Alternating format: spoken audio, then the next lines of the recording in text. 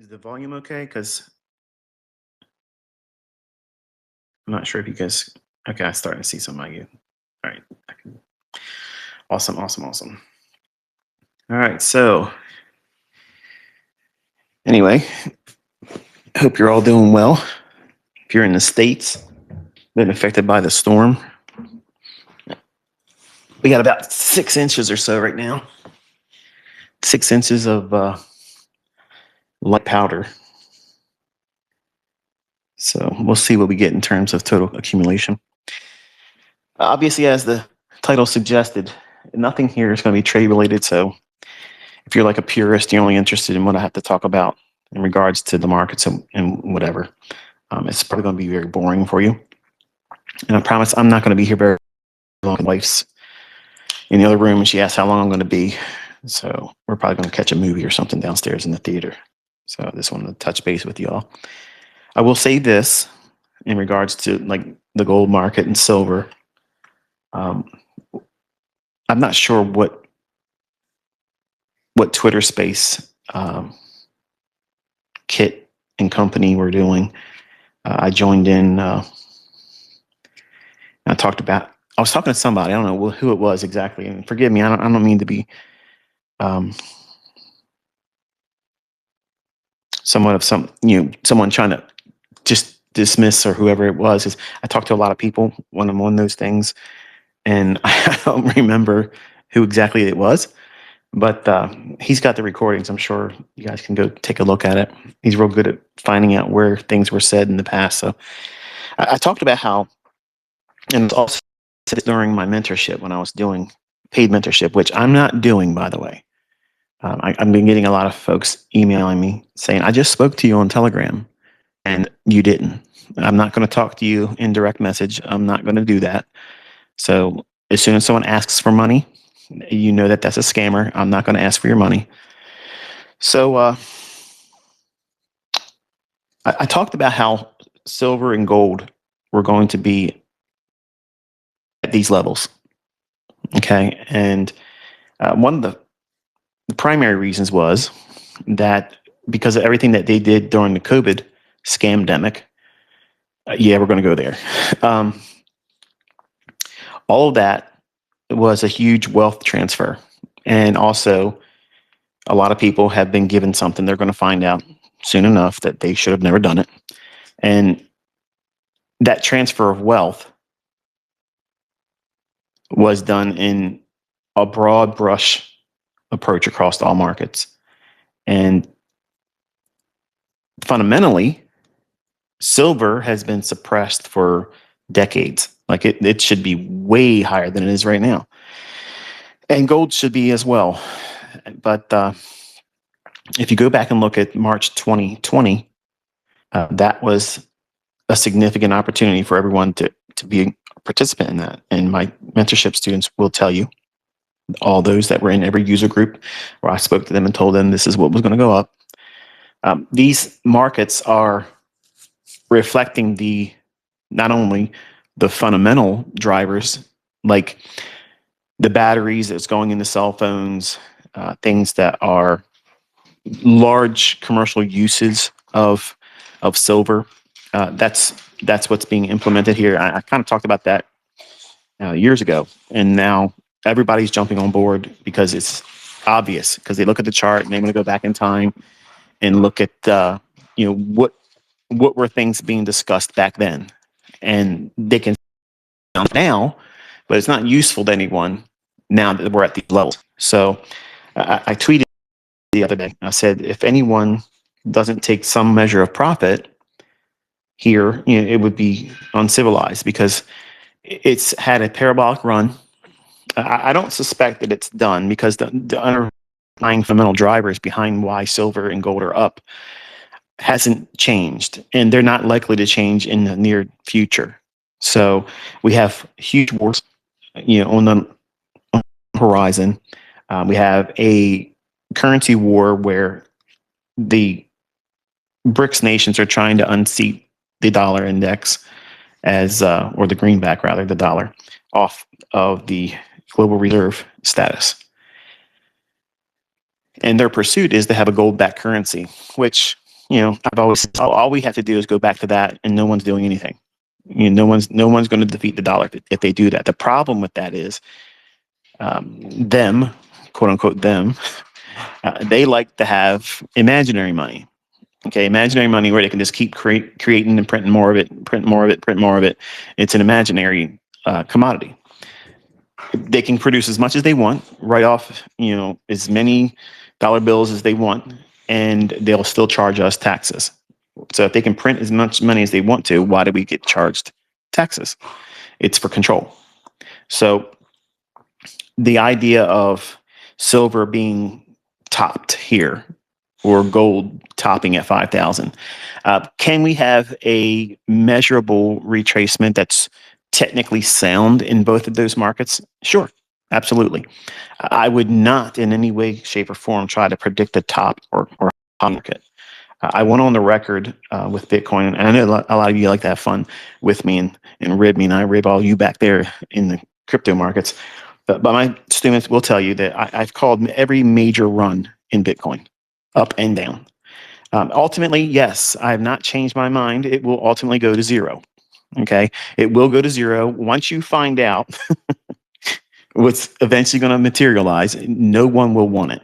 Okay, I'll just say that. Okay, and there's better moves and better markets than that, and I think it's seen its best days. And I said that the highest it would go is 126, 127. That's 127,000, by the way. And you look at your charts and you see that. Go out there and fact check me. Ask my students to see if I said that or not. Okay, because these are things that I said behind a paywall, and some things I talked in public, but this I know for certain I said. And I don't think that silver's done. I don't think that gold's done. But I do believe that we're going to see a banking crisis, because not only is there one bank that now is being talked about where they are holding a heavy short position, and the Fed had to come in overnight and bail them out. They had a margin call that they didn't answer, and that's problematic. So I got about $25,000 in that bank that I intend to take out this coming week. So that way I'm not exposed to anything that may come as a result of them. And I'm talking about JP Morgan Chase. They're the bank that individuals now are now starting to whisper and talk about how, are they in trouble financially? Are they? So if the common people are talking about it, when I say common, I mean, just like when I look at YouTubers that are quote unquote mentors, traders, influencers, all the people that have a following. I love watching them because I want to tap into their audience. And I'm thankful that they have their little chat window open, because I could care less what they're talking about, because 99% of the time what they're talking about, the market is absolutely diametrically opposed to me. And I'm right about where the market's going to go. And they're out there losing money.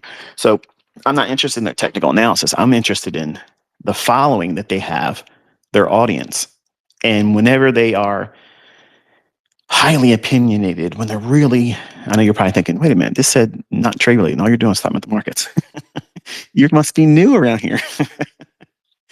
The idea of having a high opinionated chat forum where people are free to say whatever they want to say. Now, granted, obviously, there's a lot of people out there that believe their singular voice going out there and saying, yeah, Bitcoin's going to go this, or XRP is going to do this, that, and the other thing, or some other market that they hope they can get somebody to, push behind them and kind of like talk it up, if you will.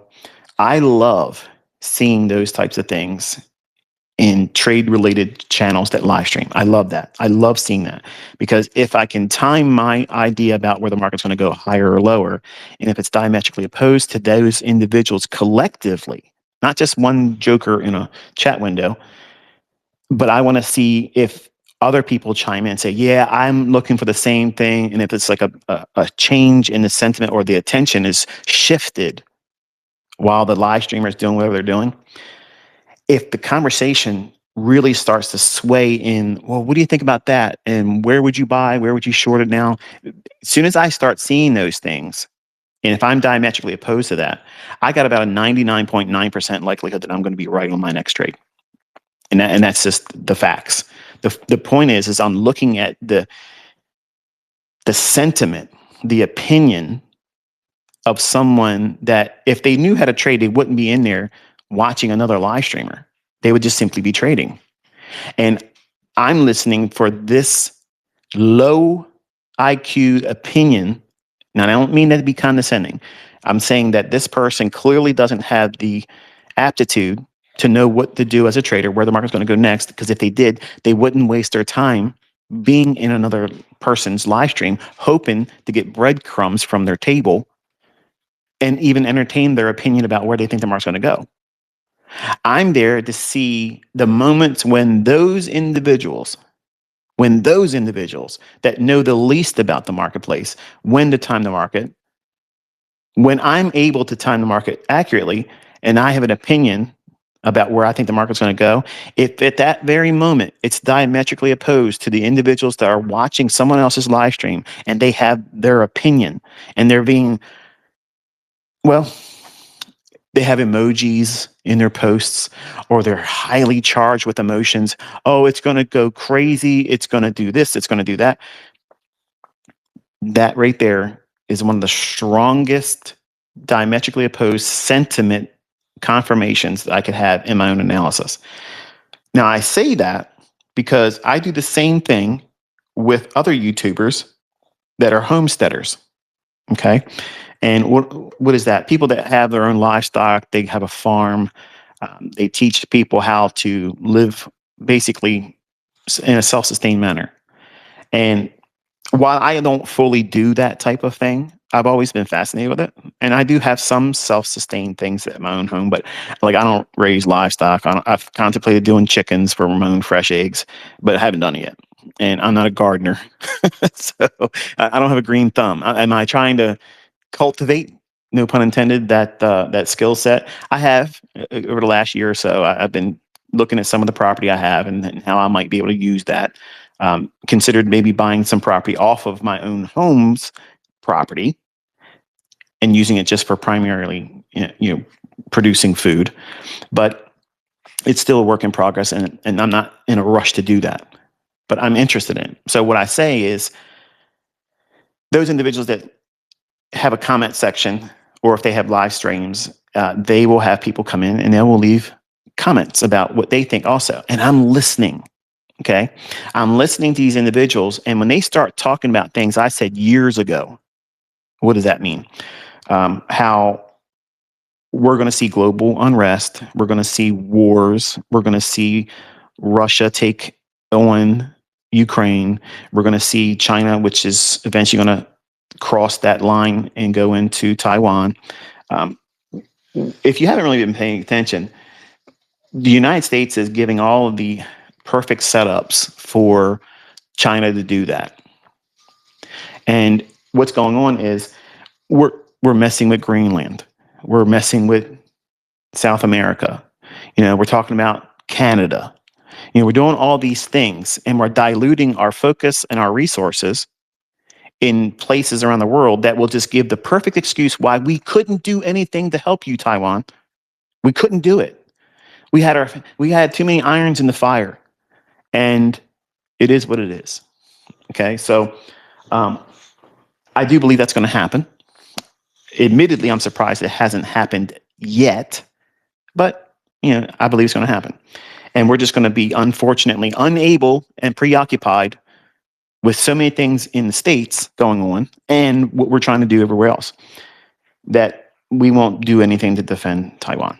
And Taiwan will be overtaken much in the same vein that Russia's doing with Ukraine. And honestly, it's all part of this whole theater, this whole thing that's going on.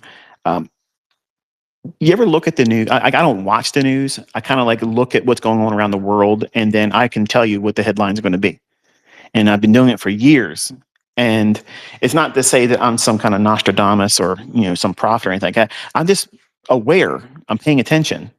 And a lot of you that are investors or traders or would be traders and trying to learn how to do this, you might listen to things like this conversation and think, this has nothing to do with anything. This is boring. Like this.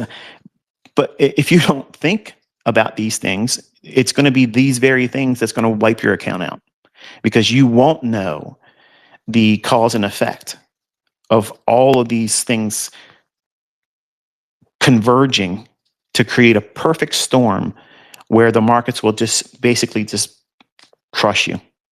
They'll be moves one directional and it's over. Like your account's gone and it's done.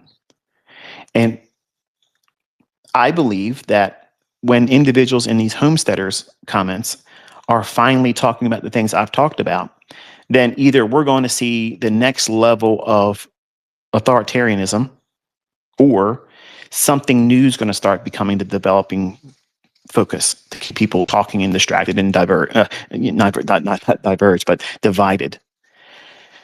So there's a few homesteaders I like listening to. I like them as a personality, and a lot of them are self-professing Christians, and I kind of gravitate to those types of people too, even though they don't believe what the Bible teaches. Many of them, and it's like the Southern Bible Belt believers. And if you're listening, don't be offended by that, but it just seems like a lot of those folks down there, they think that Charles Nelson Darby invented the rapture, and they don't believe that people should be baptized, and they think that all you got to do is say, "I believe in you, Jesus," and they go to heaven. And none of that's scriptural. Like none of that is. But they're very dogmatic. And I entertain myself by going to war with them in debates in my little substandard little YouTube channel that I talk to people with. I use that channel to talk to people in gun channels, homesteading channels. I never use it really to talk in trading. I just talk as ICT because I like the pop that it brings.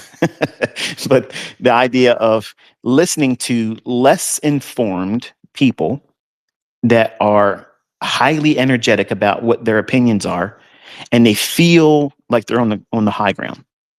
And I like listening to people like that, both in the trading universe and the common laity of the average 9 to 5 type person, which will congregate in these homesteader channels.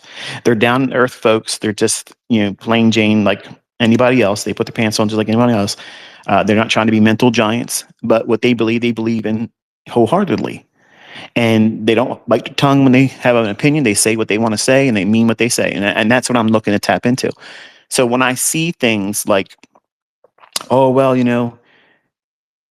we're probably going to have some problems with the elections. Well, these are all things I said before. I said that these things were going to lead to martial law. And I started seeing it when Obama was in his first term. And then his second term, it started getting heated up. And then he started changing. He started going after the smelters. That he wasn't going after the guns. He was eventually targeting the people that makes the ammunition. So you can have all the guns in the world, but if you don't have ammunition, what good is it? A lot of people don't know how to make their own rounds. They can't recase anything. They just don't know that. They don't have that skill.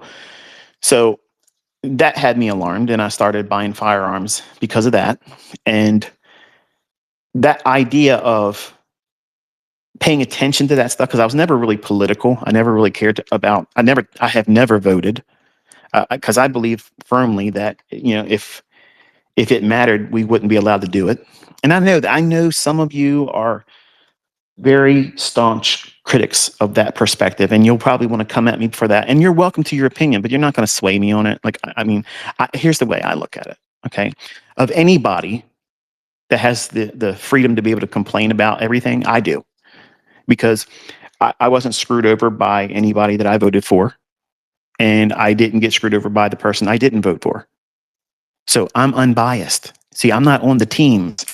I'm part of that Hegelian dialect. I don't care because I know they're on both sides. Our last real president was Ronald Reagan, and you can believe what you want to believe. I don't care.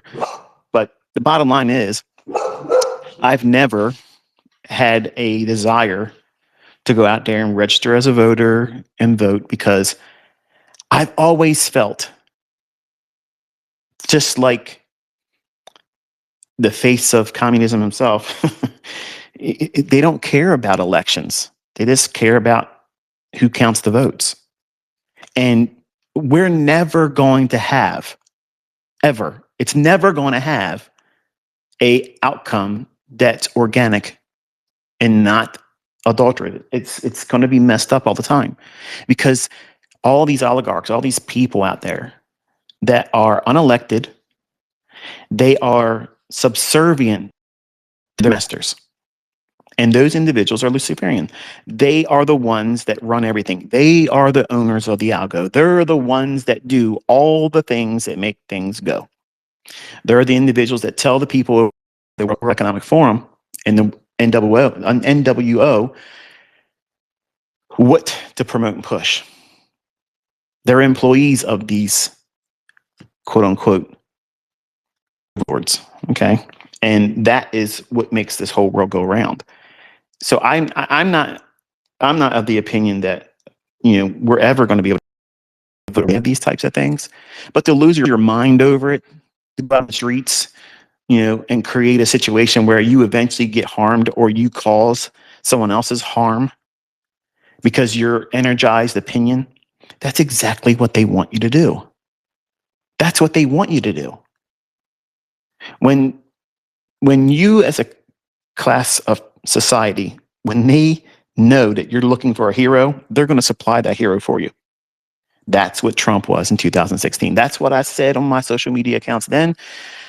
I said, I'm looking forward to seeing the election because I want to see if Donald Trump can be elected. And because he's nothing like this politician, I want to see if that's being in there. Now, a lot of people were like, there ain't no way he's going to be elected. There's no way he could possibly win. And that made it further likely, in my opinion, that it was going to happen. So much so that I came out and said, he's going to win. Like, he's going to win. I did not vote for him. I have never, my hand to God, I've never voted. My wife has never voted. We've never done these things. And we're not quote unquote Republican. We're not quote unquote Democrat. We're not independent. We have a lot of conservative views. We don't believe in abortion. We believe there's two genders. We believe that a marriage is a man and a woman. We believe that, that institute of marriage is what it is. You can have whatever deviant lifestyle you want to have because it's your right and freedom to do so. But I don't believe it should be forced down people's necks, and it shouldn't be forced on children because it's deviant, it's not normal. And if you have a problem with that, I don't care. Okay. But that's my view. So you might say, well, that you're one of those Republican conservatives, whatever. Well, whatever you want to call me, it doesn't change the fact that this is what I stand on. This is what my family values are. And if you were to ask me what my views were on homosexuality, lesbianism, queer, LGBTQ, I think that they're mentally ill and they need to have help. And that's my view on it. But I don't go to the ballot box and try to shove that perspective on everybody else because I honestly don't believe that that's going to work. It doesn't work. Those individuals that live that lifestyle, you can't really reach them. So I don't go out of my way to argue with them. I don't try to belittle them. But I get a lot of people asking all the time, what's my views on this? What's my views on that? If you know me, I've been very upfront about it. And I've said it here again, where if you like me because I'm a mentor to trading, but now you're offended because you live a queer lifestyle or something like that, and now you want to hate me or want to come at, whatever. That's not going to bother me. And I don't say it to cause that kind of riff, but when I do things like this, when I come out and I respond to someone or I post something that come out of nowhere, it's because I'm all of a sudden there's this big movement or wave of people coming to me in my comment section, like somewhere somebody's talking about it. And it's gotten to a point where everybody's like, well, this is what he would say, or this is what his views are. And then they argue about it. So they're like, what do you think about this? And I let it brew for a little while until it's so much so when I'm going through the comments of my videos, it's like every other comment, it's around that general theme. So then I'll come out and I'll do a blanket statement, and here's what it is. So my point in saying all this is that you're seeing them getting ultimately what they want. Them is individuals that are running everything, not just in the United States, but in every country. Look what's going on over in the UK. I facetiously made a post, and I said to my UK friends and pupils, tell me what your thoughts are about getting jailed for anything that you might say that would be contradictory to what the thought police over there in the UK would have you live under. Because that's what you're under now. You have the thought police. You don't have freedom of speech. And I already seen the division in the comment section about that, where people come for, oh, it's not like that because it's this, that, and the other thing. Man, some of you are so gullible. Some of you are so indoctrinated, institutionalized by these individuals that have shaped your mind. And you let your children go to these indoctrination centers that they call schools to get further along the program than you are. That's scary to me. That's frightening because you don't have independent thought and you don't have the freedom. You don't have, well, some of you don't have the safety to speak freely anymore. Do I think that people should be able to make threats against other people? Absolutely not. There's no reason to do those types of things. But I believe that we should have the right to be highly criticized, both giving and taking, but not have physical harm or threats like that brought to us. And our leadership shouldn't have those things either. We can look, like, for instance, like a Chuck Schumer. Okay, every Democrat. I mean, I can't find one redeeming individual in the Democratic Party now at all. Now, I'm 54 in August this year, and I can tell you, I was raised with an uncle who literally had a lot of inspiration in what I do as a man, what I do as as a finance thinking individual. He's the first person to talk to me when I was in my early teens about becoming a trader. He's always been a Democrat until Trump. But I'll be honest with you, Trump's never changed teams. He's always been a Democrat. He just said he was Republican. And the things that he came out and did in 2016, his term then, was just basically getting in the position as a breaker. That's what he was. He was a breaker. He broke the status quo of what people thought about politics. He was using his influence as someone in the reality TV type thing. And his name was obviously, synonymous with money, regardless of what people think, oh, he put this company into bankruptcy and he did that. Folks, listen, when companies no longer are profitable, you allow them to go into bankruptcy. It doesn't mean that you went bankrupt, but that's the level of lunacy and financial illiteracy that most people in the United States illustrate by having that same mindset. The guy's worth billions of dollars, okay, but yet they think he's broke. He's part of this whole thing. He's part of it. That's what I wanted to see in 2016. I wanted to see how he conducted himself, what decisions he made, and how his interactions with the public and the average person would culminate into results that either improve the overall efficiency as our country, because our country's it's a business, regardless of how you want to look at it. It is a business, and someone that understands business, they're going to be more equipped to be able to do that. And when they do that and they run our country like a business, it's efficiently ran, the markets will run efficiently because it creates commerce, it creates business, it creates trade, it comes with revenue and income. And everybody can find opportunity very, very easy.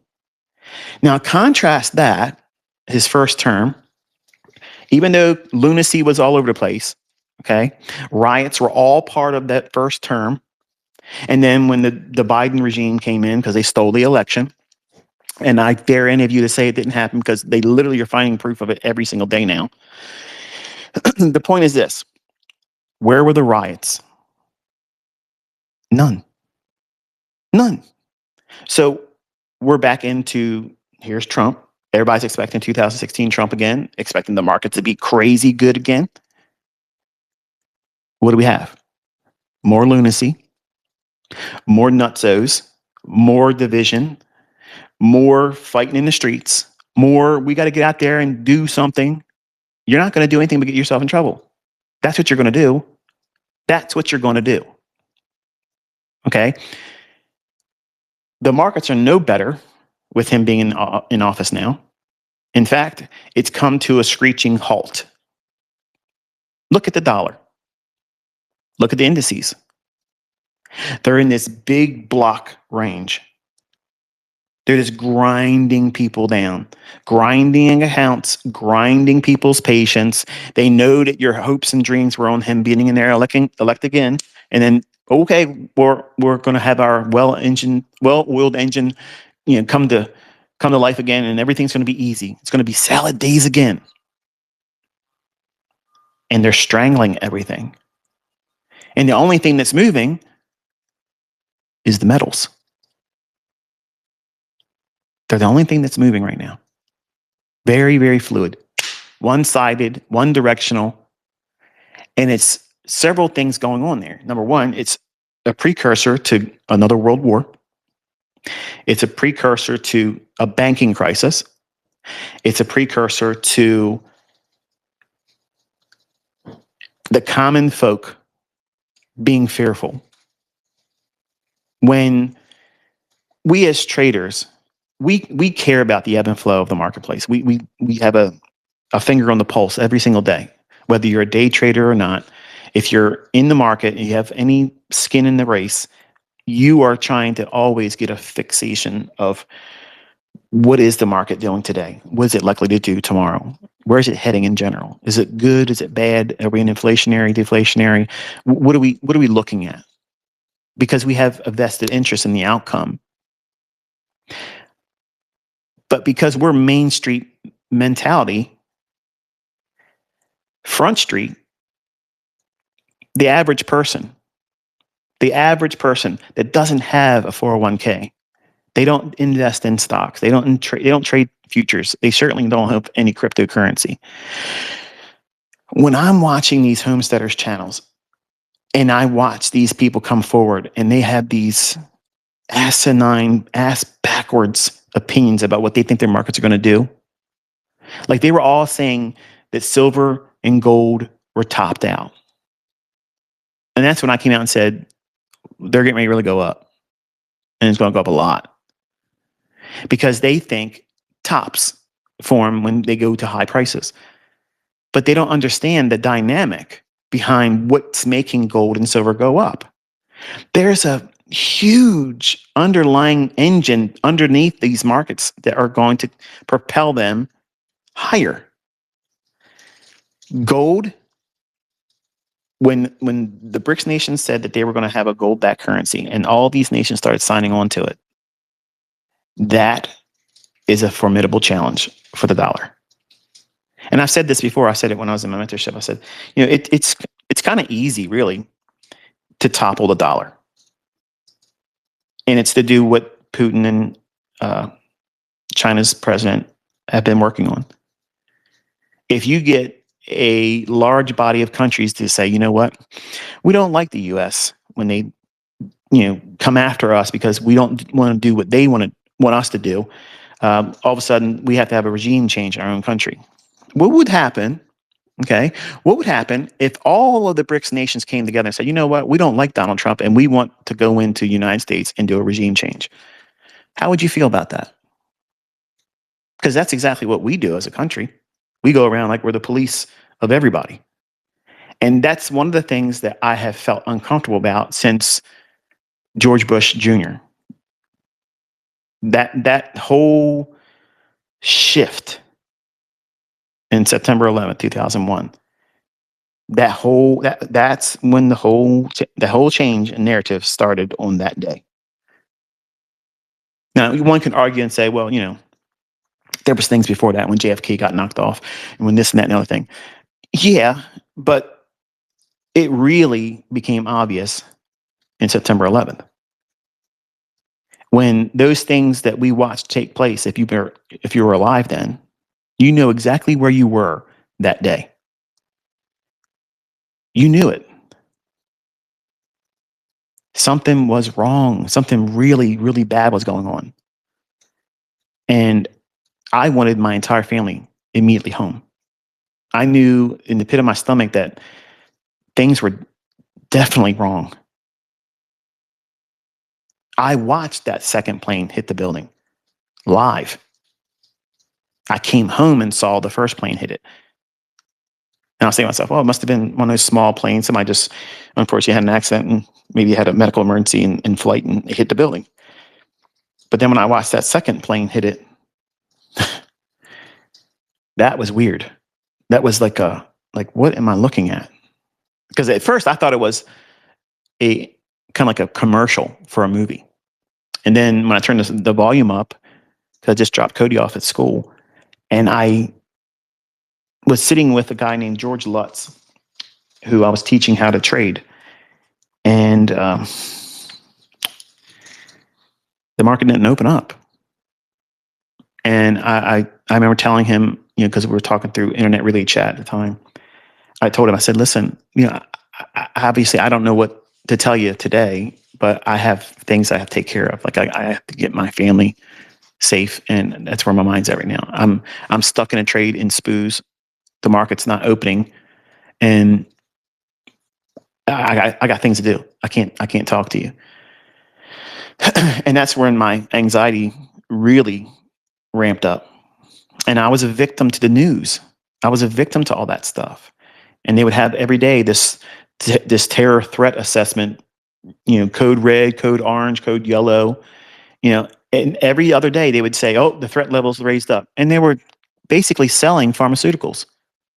You can go back and look at the pharmaceutical industry and see the sales of all of these anxiety medications, depression medications. All of them go straight up parabolic from September 11, 2001. So what they were doing was they were cultivating this perfect test tube environment where individuals were placed under great deals of stress. So not only were we going over there and stealing oil, we're over there doing all those things, but we're also victimizing our own citizens through abuse, mental abuse, in the hopes that they will go to the very drugs that they're going to profit off of too, big pharma.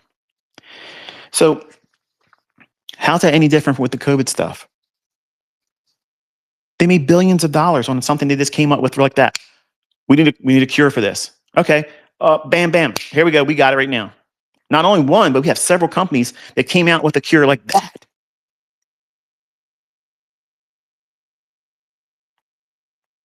But yet none of them have a cancer cure. And there's so many things you can look at and say, you know what, let me take a step back. Okay. And let me just look at the facts about what these things suggest. Who makes the money? Where's the money coming from? What's the dynamic between that? Somebody has to pay.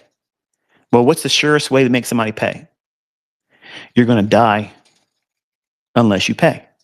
You're going to die unless you allow us to take some of your freedoms and liberties away. And now when you get on an airplane, you got to get molested. When's the last time we had a hijacked plane? But yet when you go there, you, your wife, your husband, your children, all getting felt up by strangers for what? They already walk you through a metal detector. Why are they feeling you all up? It's control. It's to take away your sense of identity and I am sovereign. I'm my own person. There's boundaries. You don't touch them. You don't go past this threshold. And they're conditioning people. They've been conditioning people for years to take less and less of a role of an opposition against some of the things and most of the things you're seeing today. And they do it gradually. That's what they've been doing for such a long time. Take things slowly. That way, you don't resist it that way. Because if they would have come out and said, here's what's going to happen, we're going to put you in a very low population. Most of you aren't going to survive anymore. And you're going to be subservient. And you can't make money. You can't own property. And you will do whatever we say. And if you don't like it, we'll just euthanize you. Who's going to sign on board with that idea? Nobody. But go back through history and see how everything is marching to that tune. And when they tell you who they are and what they want to do, you should believe them. When they tell you you're not going to own private property and you're not going to have vehicles and you're all going to be inside of a smart city, that sounds like the Fifth Element. Everybody's in their little cubicles, their little hamster boxes, and you don't own it. You rent it. And if you want to travel, everybody does mass transit, and everything's going to be within a 15-minute distance. And if you don't follow the rules, you get punished. You're going to have a social credit score, all these things, universal basic income. They've destroyed the whole idea of college. I'm convinced that when I was going through it, that was the last years where it was really meaningful. Because now what comes out of colleges is a mess. You're in debt up to your eyeballs and you don't have any real job skill. And now they're coming out and telling you what they're really aiming to do, where AI is going to do 90% of the things that people think that their career is going to allow them to do. I saw a comment. Unless someone's going to college for medicine, they're stupid. Well, I'm not sure where you're getting your information from, but they're literally trying to push the idea that AI is going to be the best physician. So when you go in and a clerk takes your symptoms, AI is going to say, well, here's the treatment procedure. This is the medication that you need to take. This is the dosage. So they don't have to pay these high salaries to physicians anymore. AI is going to do it. And they trained you to accept that type of thing by having this online medical website. That's the worst thing they ever did. That was the worst thing they ever did. Because now, if you weren't a hypochondriac, you are now. I'm having this weird sensation in my left arm because the last time I heard someone talk about sensations in the left arm, it's heart attack or stroke. Let me go in here and see what this website says. Well, if you're having tingling in your left arm, dizziness, feeling nauseous, pressure in your solar plexus and chest, you should probably seek medical attention because you're probably having a heart attack or early stages of it. How about you probably have tennis elbow and you're stressing, so you're keeping yourself tense, and lactic acid's building up in your muscles, and you've scared yourself by hyperventilation. You blew off your CO2, and now you're feeling the effects of adrenaline, but not doing anything because you're scared. And now cortisol is racing through your bloodstream, destroying your blood vessels. That body symptom is going to have all those same things. Do you still feel that once you calm yourself down and slow your breathing 10 minutes later? If you do, then you should go to a medical physician. But if it goes away 99.9% of the time, that's anxiety. I went through all of those things. And for the people that are sitting there shaking their head saying, this guy's going on about nothing, that's because you are a pothead. You don't have any real responsibilities. You don't have any dependents. You probably live in your mother's basement still. You haven't finished school, and you think you know everything, but you know nothing. So you haven't really been tested in the world. So you don't have any stresses in the world. But when people have real responsibilities and they put ridiculous levels of Olympic feats of success goals over top of themselves because they look at people on the internet and they think, I can't live up to that unless I do this, this, this, and this. You just fell victim to it. Social media has not been introduced to help us live together well.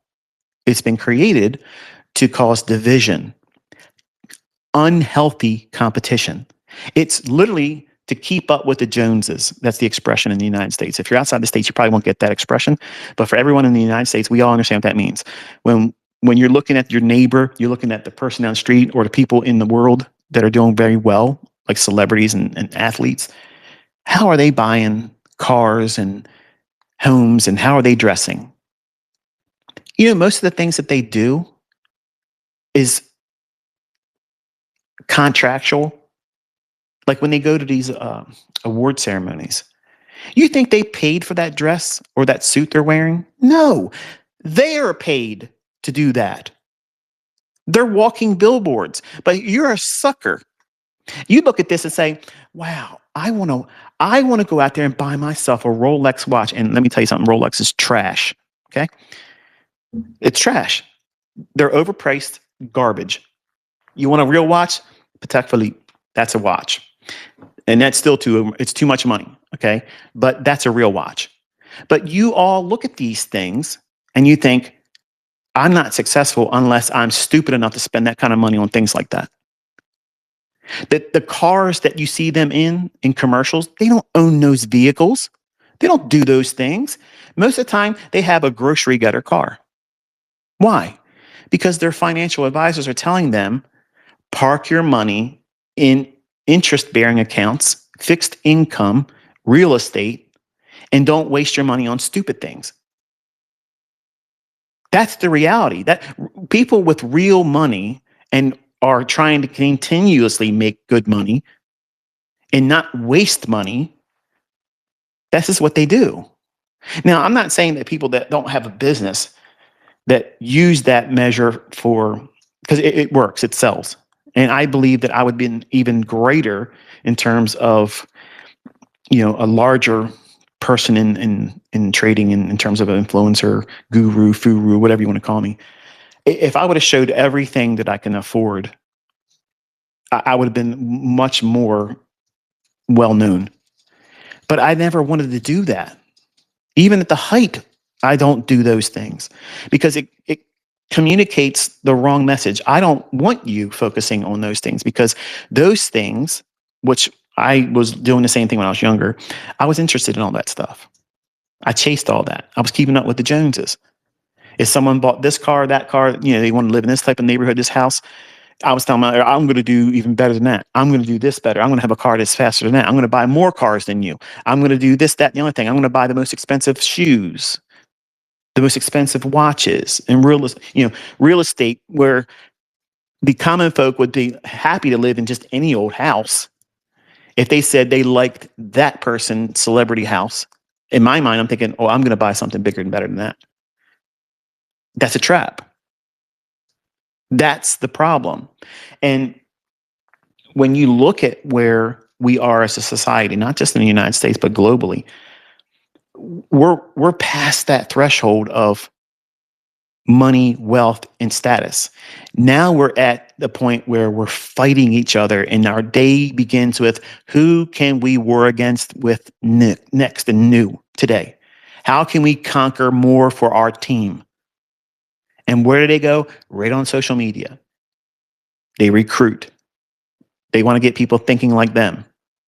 And then come out in the streets. That's stupidity. You're literally giving them what they want. Not the nincompoops that are out there in the streets being stupid and causing a ruckus. The people that pay them. You think all those people up there in Minnesota are up there because they love their position on everything? No. They're financed to do that. And they're being paid a lot of money by billionaires because they want that destabilization. They want that because it's going to cause, in their mind, the dollar to tank. And that collapse on the dollar, they'll profit from. They're doing all these things because it's financially motivated and it's control oriented. They want more power. These people are already rich, but they want complete and utter control of everything. They want a smaller population. So that way they don't have to worry about elections anymore. Easiest thing to do, cause enough trouble and suspend elections. They have a reality star over there in Ukraine doing that right now. It's been like that for a while. He's an illegitimate president. Just a couple years ago, he's prancing around with pleather pants on and high heel shoes as a goofball. And now he's supposed to be taken serious as the Ukrainian president. Like, we're in clown world, folks. Clown world. And Putin literally came out and said something, or I'm not sure if he said it, but it was a post I saw, this morning. He said the Western world, their problem isn't what they think it is. It's the fact that the people that are in power are drunk on power, and they want just that. And that's where the real problems are. And he nailed it on the head perfectly. That's the truth. That's the truth. And I don't see a way out of it for the United States. I don't. I don't see what we have is broken. It's broken. I have no faith in the elections. I have no faith in not one senator on either side of the aisle. Not one of them. All of them are tainted. All of them. All of them are. They're all on the take. They're all profiting from it, because if they didn't have something to gain from it, they wouldn't have supported a lot of things they've done, or they wouldn't sit back quietly and just not participate. They're just going along with it. And that, to me, is very problematic. And we are slowly being funneled into the same types of things that you're seeing in the UK. You can't speak your mind. Let me tell you something. Nobody should have the right, I don't care what country you came from, just because you have it hard there doesn't give you the right to come here on a free ride, paid to be put up in homes that you don't have to pay rent for. You don't have to pay for your own groceries. You don't have to pay for your cell phone. You don't have to pay for your own health care.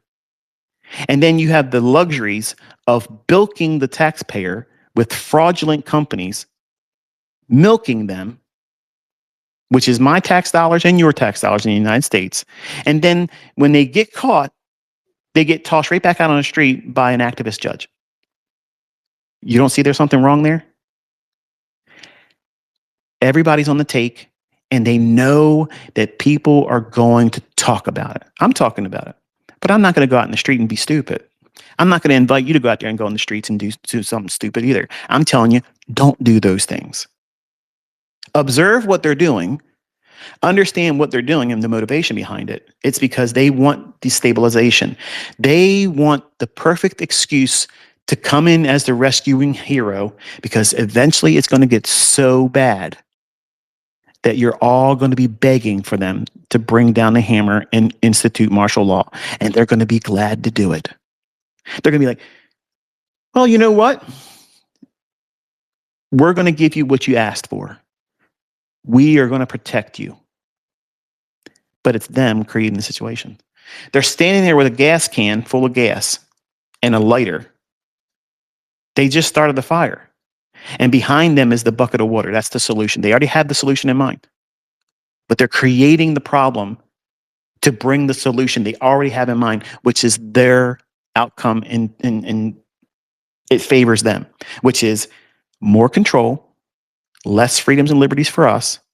We have no First Amendment rights. Eventually, it's going to be no Second Amendment rights. And when we start seeing that, the people that are going to be quiet and say nothing and just leave me alone, I'm going to live my life and be peaceful, those individuals are not going to feel that way anymore.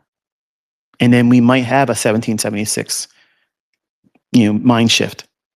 And then it becomes very dangerous. But here's the thoughts that I want you to have. There's no way of voting that out. How are you going to vote it? What are you seeing? Honestly, I'm going to be blunt. I know some of you are just diehard Trumpers, and the guy could literally do anything he wants, and you're just going to love him for it. Okay, because you're a team player. You bought the franchise. Okay, you're just like the Ravens here. I don't watch football. I can't stand it. I can't stand it. Now, that's not entirely true. I watched a couple college games, and I felt more involved in watching the college players' games than the NFL. I think the NFL is like the WWE. It's scripted. There's so much money behind it, and if you had to have that many referee, I was going to call them umpires. That tells you I don't know anything about football. But if you have to have that many referees, that means you have a lot of influence on the outcome of the game. So if we have corruption like in sports, well, that same thing would happen in elections because there's much more money in the outcome of elections. Lobbyists, people coming in, having greater influence on the outcome than we do with our vote. I'm not convinced that there's a solution to that because what do we have to choose from? Think about it. We got a president right now that is literally saying he's going to take Greenland, which is a NATO country, and it's already a partner in the past with us. We had 17 military bases on this country, and they were glad to let us do it.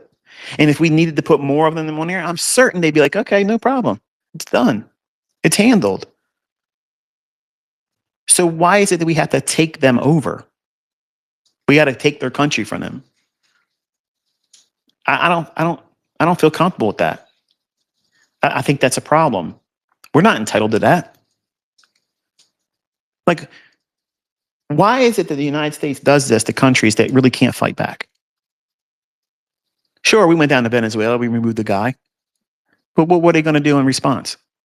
Why don't we go over there? We had all these problems with Putin. We had all these problems with Xi Jinping. Okay. We have all these problems with Rocket Man. What's his name? His name escapes me. North Korea guy. I can't, Kim Jong-un, or I think that's what his name is, something like that. You know, why didn't we go over there and stir up the nest over there? Because Big Brother China will get involved. So I think we are like a paper tiger. We only do the things that we're going to do to countries that we know they can do nothing back. Okay. And you might be a veteran. You know, you might be someone that's served in the country, something I have not done. And I will be the first one to shake your hand and say, I thank you for the opportunity to be in a country that you risked your life for. And I came from a family that had every branch of government. And my grandfather, when I was younger, I was going to be a Navy man. And he told me straight up, he saw it during his lifetime. He told me, Michael, don't do it. The country's not the same country I went to war for. Don't do it. I didn't understand it. I didn't understand what he meant by that. But he was like my dad. So if he was going to tell me that, I believed him on face value. I gave him the authority in my life as a father figure. And when he told me these things, I said, well, he wouldn't tell me anything that wasn't for my best interest in mind. And he didn't go into detail, but he was in World War II. He was out there on a battleship. He watched the kamikazes literally coming down. He could see their faces screaming before they hit the deck and blew up. He saw that. And he saw his friends scared to death.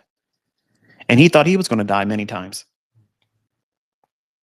And here's that man, big burly man that everybody in the neighborhood knew about. If he was in the bar and you got somebody new in town, they would come in there and want to stir up some trouble and run their mouth. He'd stand up and tell them, shut your mouth or I'm going to put your ass on the floor.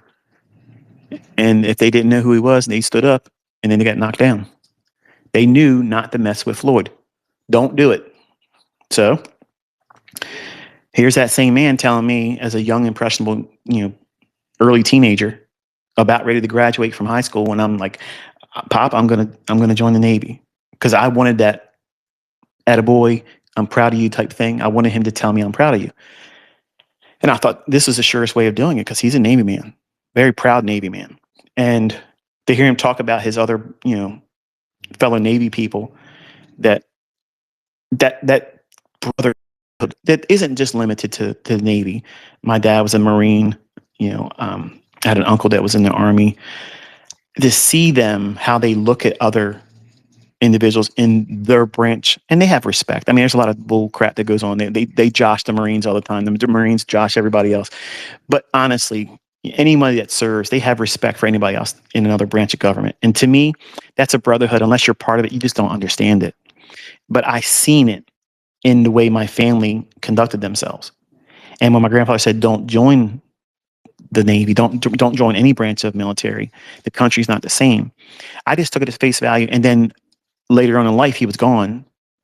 But when September 11th happened, I started seeing things. I started paying attention to, what are we doing? What are we doing as a country? And they're problems that I don't think are easily fixed. I don't have the solution. I don't think anybody else has that solution either. I think we've crossed that line that you can't come back from, and it's just going to get perpetually worse as it goes along. And I know that probably doesn't sound good, because you usually like to hear me talk and get you all fired up. You're going to be able to conquer the world in trading, blah blah blah. Maybe you won't. Let's just say that you don't. If all of your hopes are placed on you making money, lots of it in trading, that's a little bit myopic in my opinion, because there's other things in this world besides money. There's a lot of things that people are just not aware of that brings much more happiness that you think money will give you, and it doesn't. I'm a rich man, and I can tell you, money doesn't make me happy. If I wanted to be happier, I could sell mentorships. I could over leverage accounts. I could be going there and bilking all these funded account companies under aliases. Okay, I could be doing all that stuff, having lots of fun doing that, but that doesn't make me happy. Living content, knowing that I don't have to do anything. Like, I don't have to do anything. Most of you have no idea what that feels like. It's very liberating.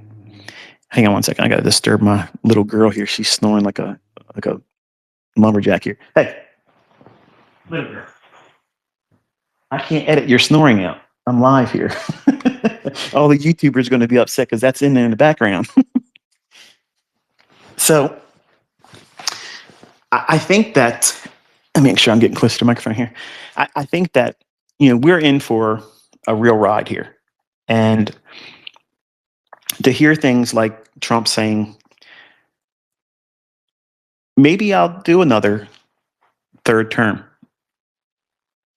And you think he's joking around. And initially, I thought he was joking around too, like he's trolling. But then when he starts talking about things like, we don't need Congress anymore. Since when? Since when we don't need that? That's the way things are done. I don't like the people on both sides of the aisle. I don't.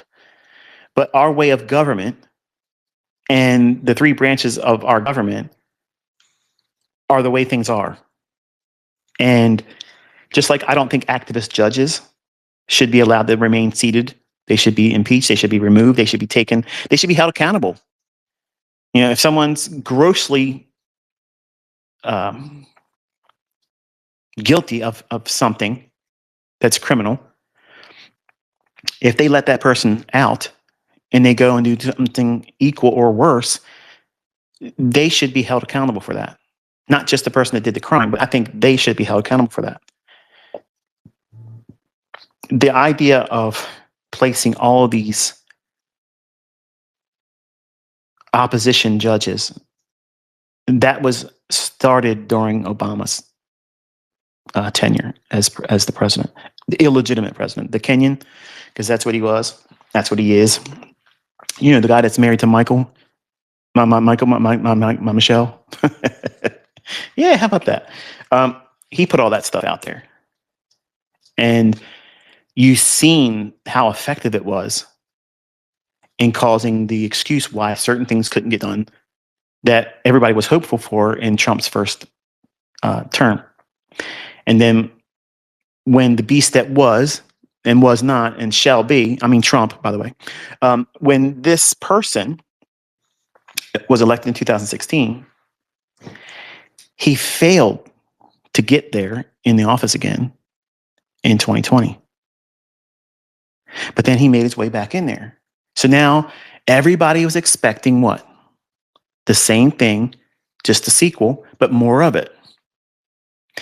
What do you have? Where's all the no more wars? I don't see that. I hear about new wars happening all the time. We're literally going in there in other people's countries and taking over their country.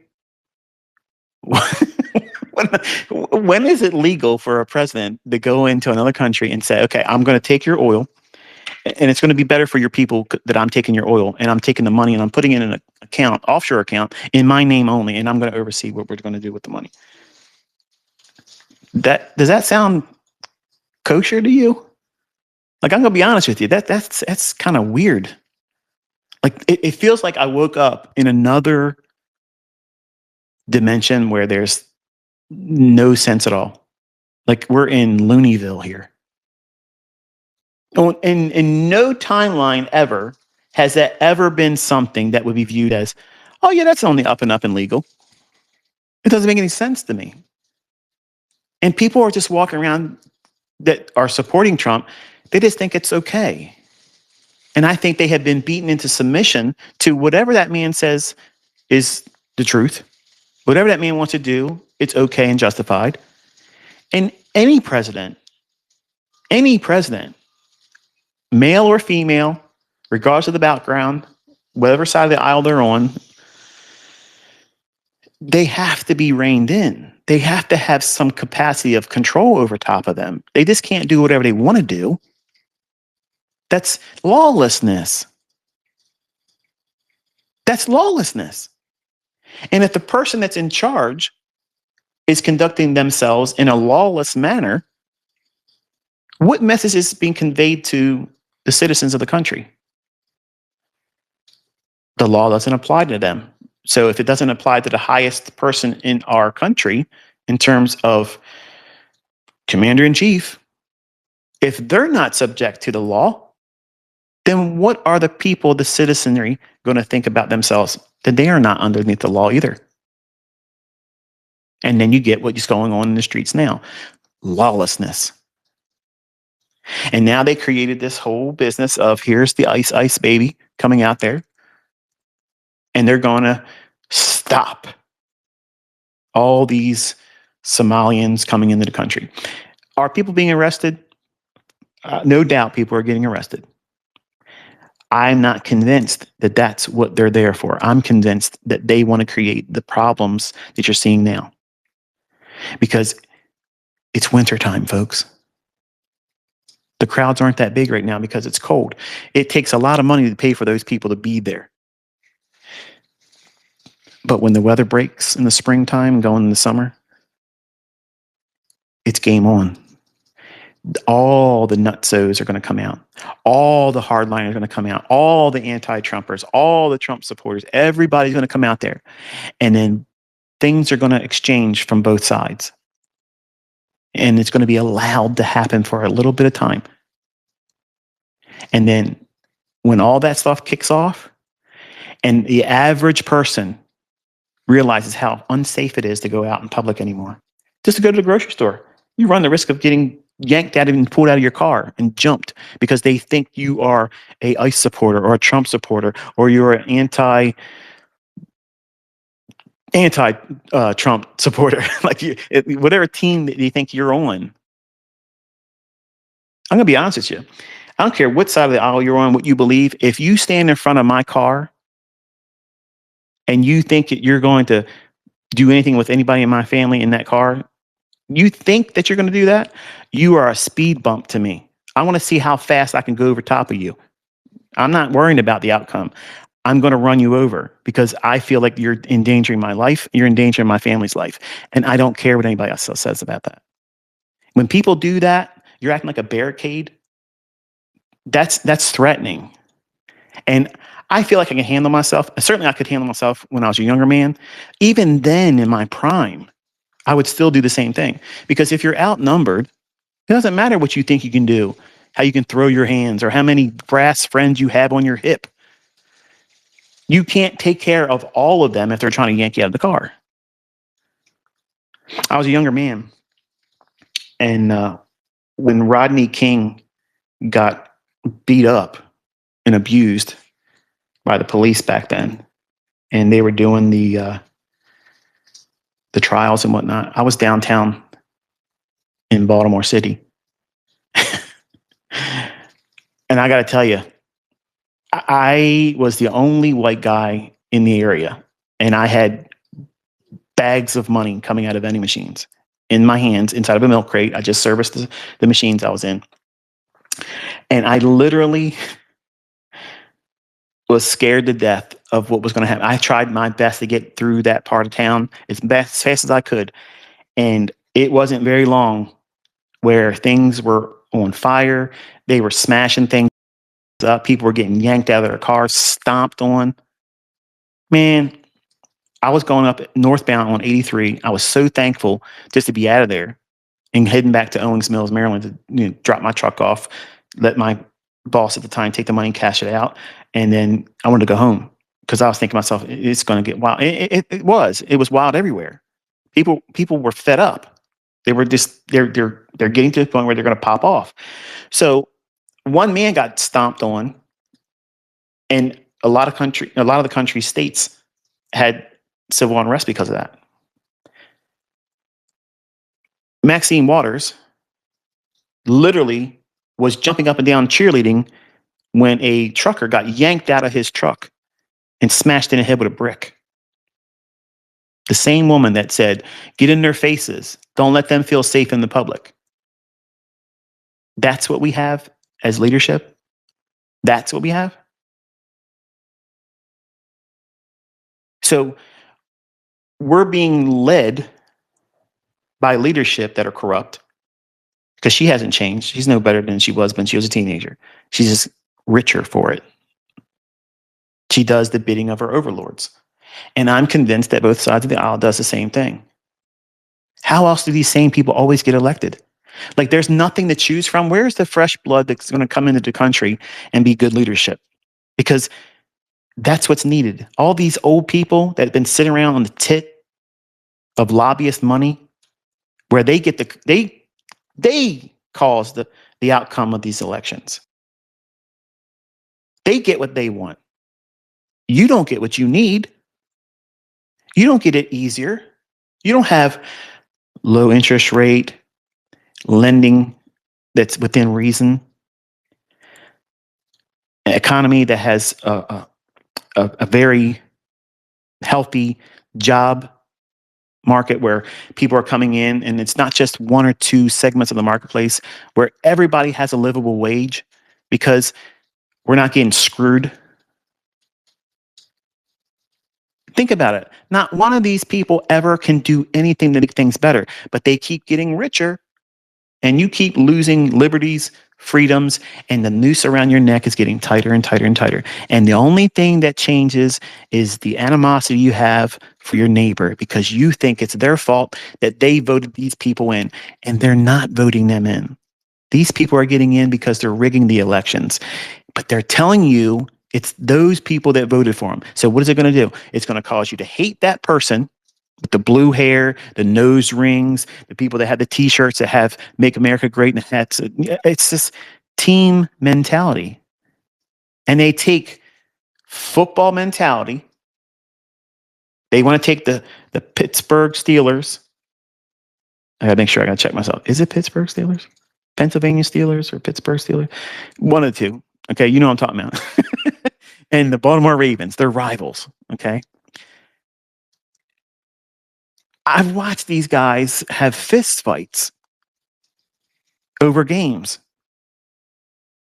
Like, like they're sleeping with these players and their boyfriend and girlfriend with them. Like you can't do that to my man. Like these are grown ass men, and they're literally going to war, throwing hands, sometimes pulling out weapons because of a game with an inflated pigskin, and they're running around with tights on, football helmets, and stuff that just doesn't have an outcome that means anything to me.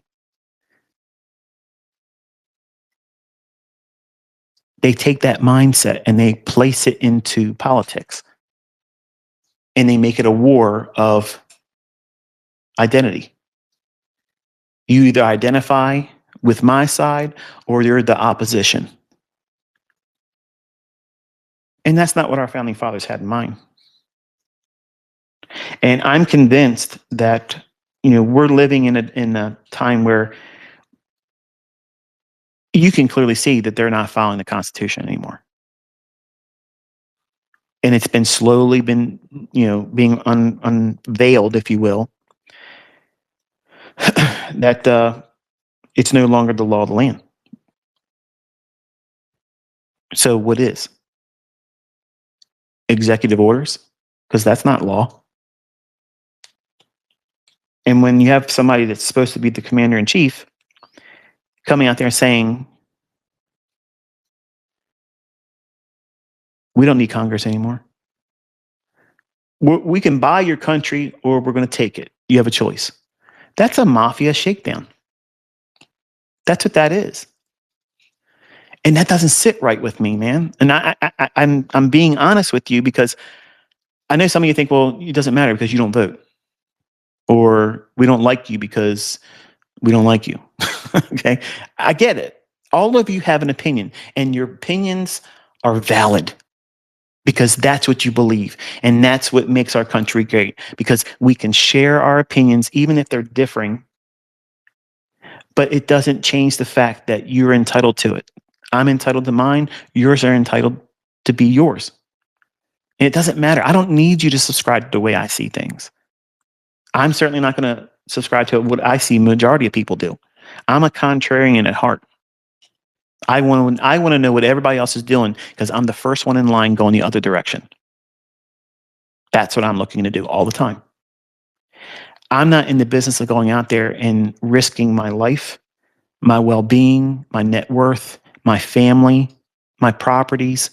No, I'm not worried about anything that all these people in other countries coming over here and they do things like that. Listen, I can't stop that. But I have an opinion about why is our country, first of all, allowing it to get to that point. Like, what was Tim Walz and his government in Minnesota doing the whole time he's been in office? Like, you don't know this is going on? And I'm convinced that it's happening in other Democratic states too. Maybe even in all the states. Maybe Republicans are on the take too. Maybe we'll find out later on they're on the same thing. Or maybe they're doing something equally corrupt, but just not doing it through that medium of home health care fraud. Maybe they're doing something else. But we'll never pay this debt back. It's never going to get paid off. It's never going to get paid off. So when a country's on its last leg, what do they always do? They rob the treasury. They take all the money. And that's what you're seeing. You're seeing them go for the jugular and just take everything they can before it dies. And they don't care that it's visible now. They don't care, because it's so far gone that you're not going to change it by voting. There's nobody in either side of the aisle that's going to stand up and do the right thing. And even if there was someone that came in, there's too many of them in positions that are going to oppose them. And that's alarming. And that's the reason why I don't vote. That's the reason why I don't worry about these types of things. I live in my own lane. Sure, I have an opinion. Sure, I'm probably going to make a lot of you angry or disenfranchise you as students because I said what I said here today. If you allow my opinion, my personal opinion, that has no bearing on me as an educator in trading, to sway your continued interest in what it is I teach, you're a casualty to the very thing I'm talking about. You became emotionally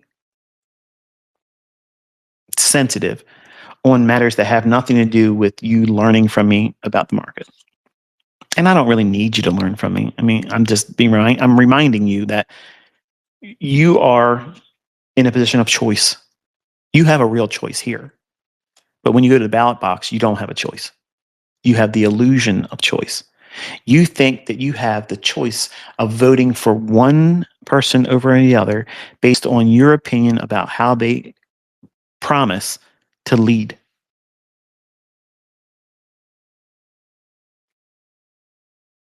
You don't have a say so. Just because you mark down on the computer screen, that easily gets changed after you do it if it doesn't fit what they want. Because, like the communists say, we don't care about elections. They just care about who counts the votes. And it's been like that for decades.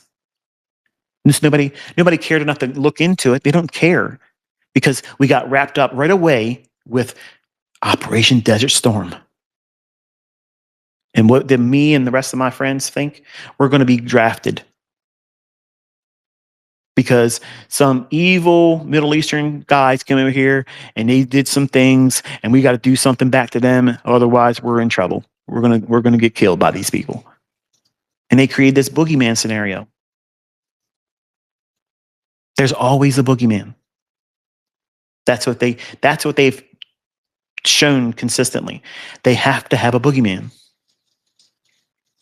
And COVID was a new variant boogeyman. You couldn't see him. You couldn't smell him. Well, I guess you could smell him. I had a weird, like a metallic taste and smell for a couple months. But other than that, you didn't know it was there. And apparently, it had an effective range that as long as you were sitting down in the restaurant, it wouldn't get you. But if you stood up without a mask, you're at risk. It was ridiculous, but it was an IQ test. How many stupid people are going to believe that dumb stuff? And people are still driving around in their cars by themselves with windows rolled up, wearing masks. And it's coming out that the shot they gave everyone has caused more harm than help. And they literally came out and said it was not ever going to prevent the infection. That's from their mouth. Where was that before you injected everybody and told them you can't go to work, you can't work here, you can't see your family members, you can't have a wedding, you can't have a funeral? Have you forgot about all that stuff, folks? Because that's what they did to everyone. That's what they did to everyone. My wife couldn't visit her dying aunt, and she died alone in a hospital because of that bullshit. They have yet to have a funeral for her. And you should see the scars that's left from that. Like it's disgusting. It's disgusting. When they said the hospitals were overrun, people couldn't get into the hospital anymore. You're running the risk of not being able to be treated. There's no beds available in the hospitals right now. Do you know what I did? I literally got in my car and drove around to every hospital in the area in a 50-mile radius everywhere. And I noticed that all the parking lots were empty. The lobbies were completely empty. I'd walk in looking around like I was looking for a family member, and I'd walk right back out. Nobody was there. Nobody was there. But you know what I saw on social media? Dancing nurses and doctors. They had all the time in the world to make all these dancing videos. The message was supposedly supporting them because they're working hard for you. They're keeping you alive. They're the front line. Up here where I live at, there was a sign in front of the one hospital that said, supporting our frontline nurses and doctors.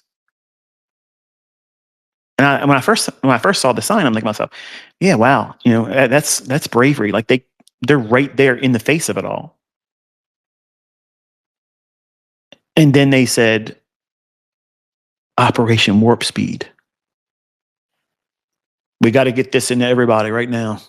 We just discovered the cure for it. Just happened. We haven't had an opportunity to do any testing, but we're going to give immunity to the companies that produced it. Right away, that's a problem. That's a problem right there. Just like there's immunity for people in the streets right now. one side of them. That's a problem. If one side is given a blank check to do whatever they want to do, and they're led by somebody that does things that are outside the scope of the law, that's a problem. That's a problem. Does that mean go on the streets and act foolish? No. Does that mean uprise and start being nuts? No. It means take notice. Be aware of this, because we are on a trajectory that is unsustainable. Something enormous is on the horizon. Huge, huge problem coming. And they're setting all these little fires right now. Okay. All these little fires are slowly burning. And eventually they're all going to be so big that we will not be able to handle it all at one time. And if you have not made your house ready, that means do what you can. Whatever you can afford, whatever you can do to get the things that you need every day, as much as you can, you should do that. And here's the part where I talk a little bit like a Christian, but I promise it won't last long. It's a couple minutes, and then we'll go back to jawboning about whatever else I'm going to talk about. On the comment section of the Berean Study YouTube channel I've started and hosted, and by the way, thank you so very much for the nice supportive comments. I'm thankful for the discourse that we've had between the people that listen to the videos and whatnot. I'm having a great time sharing all that stuff. I do have one I've been working on, but I'm trying very hard not to make it dull, because I know if you're brand new, it could be very dry information. So I'm trying to find a way where I can teach it in a way where it's engaging, so that way when I get to the punchline of what it's dealing with and what it's talking about, it'll be like, wow, yeah, that is amazing. But the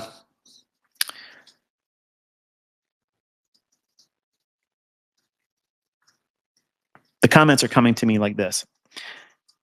They'll leave a comment on the channel, but then other people that I guess are a little embarrassed or whatnot, or they don't want to be disrespectful or viewed as being disrespectful. And I have a lot of respect for that. They'll ask me an email. They'll say, please read this email. It's important. It's urgent, urgent, urgent. So of course, naturally, my eyes going to jump to that and say, okay, what's this all about? And please don't abuse that, because I'll block you and I'll never read your email if it has something to do with nothing. But usually it's along lines like that. And they'll say, when you say get your house in order and you say prepare and you stock your house up with food and all that stuff, doesn't that kind of like contradict your view of the rapture, or the end times and Jesus is going to come back and take his church home? No, it's not a contradictory view. It doesn't have any opposition to that, because that event, no man knows the day or hour. I don't know how much of the world going upside down we endure of that and still not be the tribulation.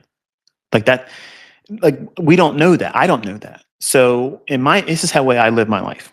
I prepare my homes to have everything that I would need if I was wherever I was at. They have vehicles there. I have resources there.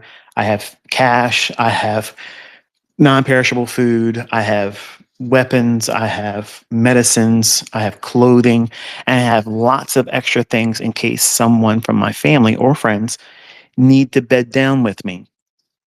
So that way, it's not just me that I'm taking care of, but I have enough to take care of friends and family. So I'm trying to be a good steward with what the Lord has given me. And because I don't know the day or the hour, I'm not living in fear. What I'm doing is I'm preparing, so that way, number one, I'm making the cost of things way cheaper, because I bought things in bulk in advance. And when I do buy, I buy in bulk all the time. So I'm not going out there and paying premium prices on individual things. I buy things I eat. I buy things that my family eat. I don't buy junk food. I don't buy chips and ice cream and candy bars and things like that. I do get simple sweets because I have young family members like nieces and nephews. If they end up in my home, a kid that's bored or cranky or whatever, give them one little piece of candy, it changes the whole demeanor. So I have things like that. But I don't think that having your house prepared is limited to just what you can have in there in terms of food, water, medicine, and you know resources. But it's also get your house ready with the Lord. That way, you don't live in fear. I don't live in fear. I'm not worried about the things that's going on around the world and think, oh my goodness. When I was 20 years old or so, yeah, that's how it was. I was fearful all the time. I was a weak man then, very, very weak. I was very, very much influenced by what the television was telling me through news. And I could have anxiety attacks all the time just by the opening headline. So, one of the best things I ever did was stop watching television. Now, I have 9 televisions in my home. That's not counting the screens that's in my office for trading, just 9 televisions. Okay. And the only thing they ever play, if they play anything, is old TV shows where it was before all the woke bullshit. It was back when movies were good and actors were good, actresses were good. The plots were original. They were not sequels all the time or remakes of stuff that's already been done dozens and dozens of times. Or it's just documentaries. I like documentaries.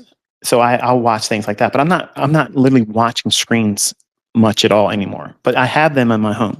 But when I stopped watching television, the byproduct of that was I stopped watching the news.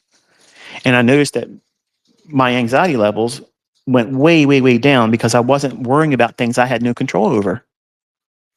So what do you have control over?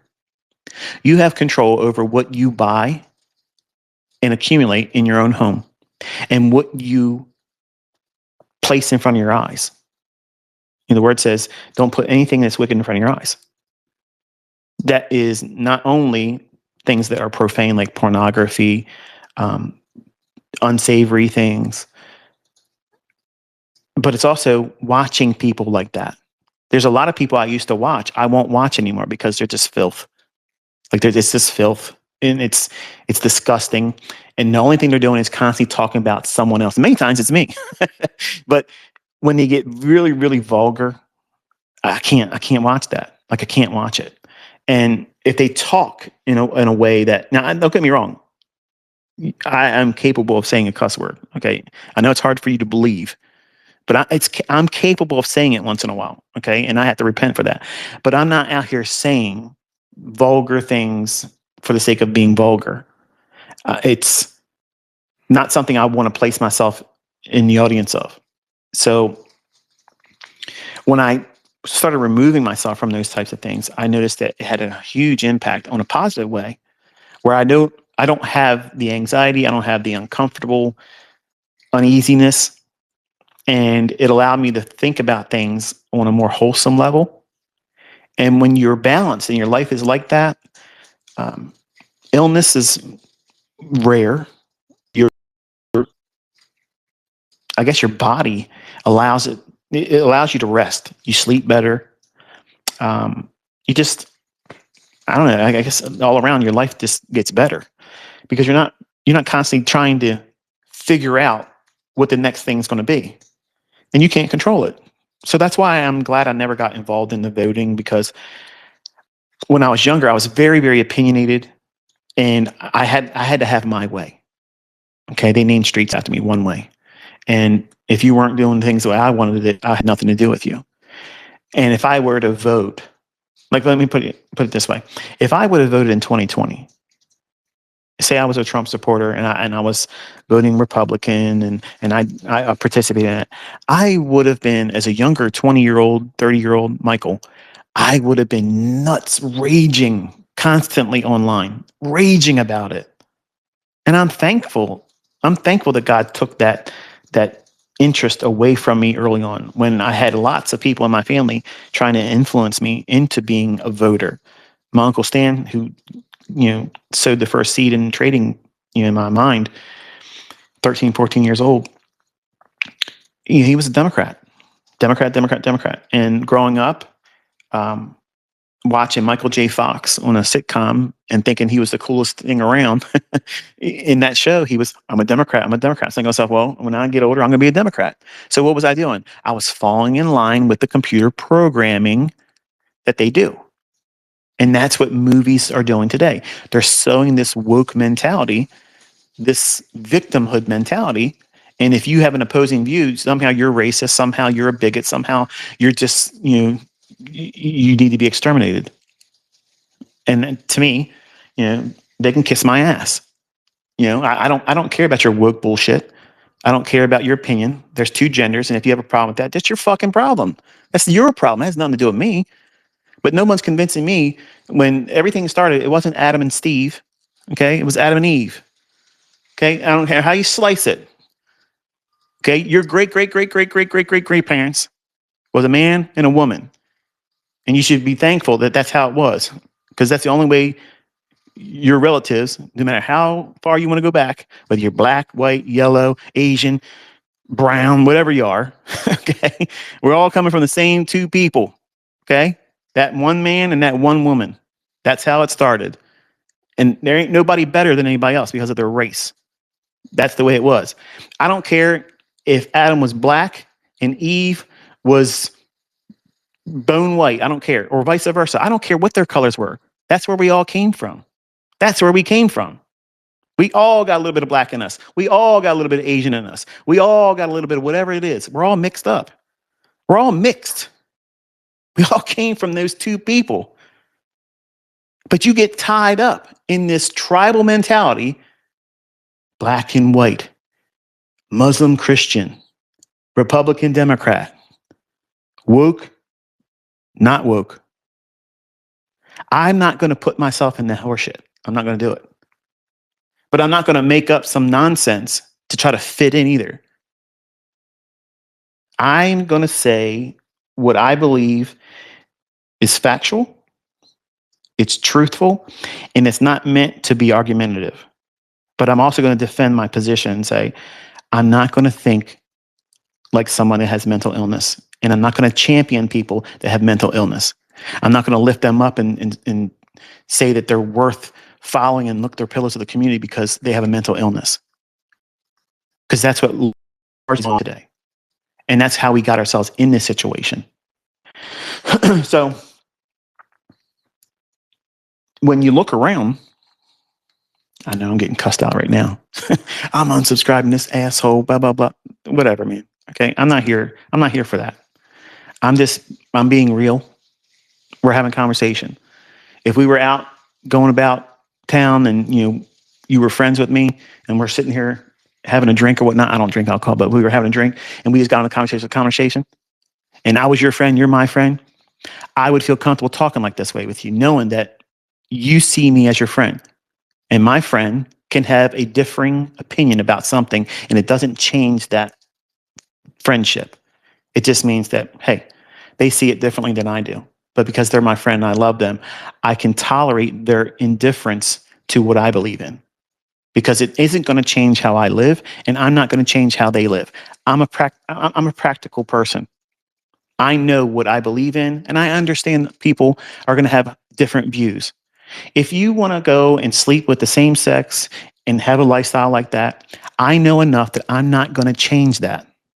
I'm not going to have any influence over that. But I don't like the idea that when I grew up, we would go to comedy clubs, okay? And when the comedians would talk about gay, lesbian, queer, blacks, white, everybody in the audience was a part of these categories of people: white, black, gay, queer, bisexual, whatever it is. Okay. We were all in the audience. And no matter what that comedian would say, we would all be laughing our asses off. Laughing our asses off. Everybody had a sense of humor. Nobody took it personal. We all understood that, hey, you might sleep with somebody different. Okay. And you may choose to live your life a certain kind of way. But you know what? Heterosexualism wasn't shoved down your throat every day. Gays didn't shove it down our throats every day. They weren't trying to go into schools and convince little children that this is a normal thing. No matter what you are, heterosexual or queer, lesbian, gay, whatever, children shouldn't even be exposed to that at all. Why would you bring someone that young into a conversation about something that's like an adult conversation, sexuality. That's perverse. That's something, there's something inherently wrong about that.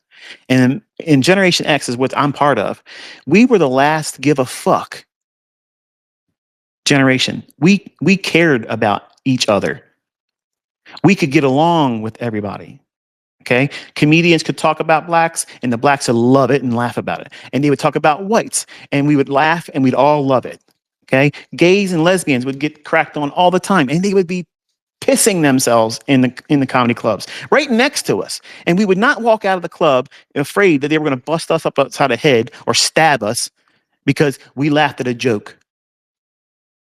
Everybody nowadays is so full of shit. They have a problem.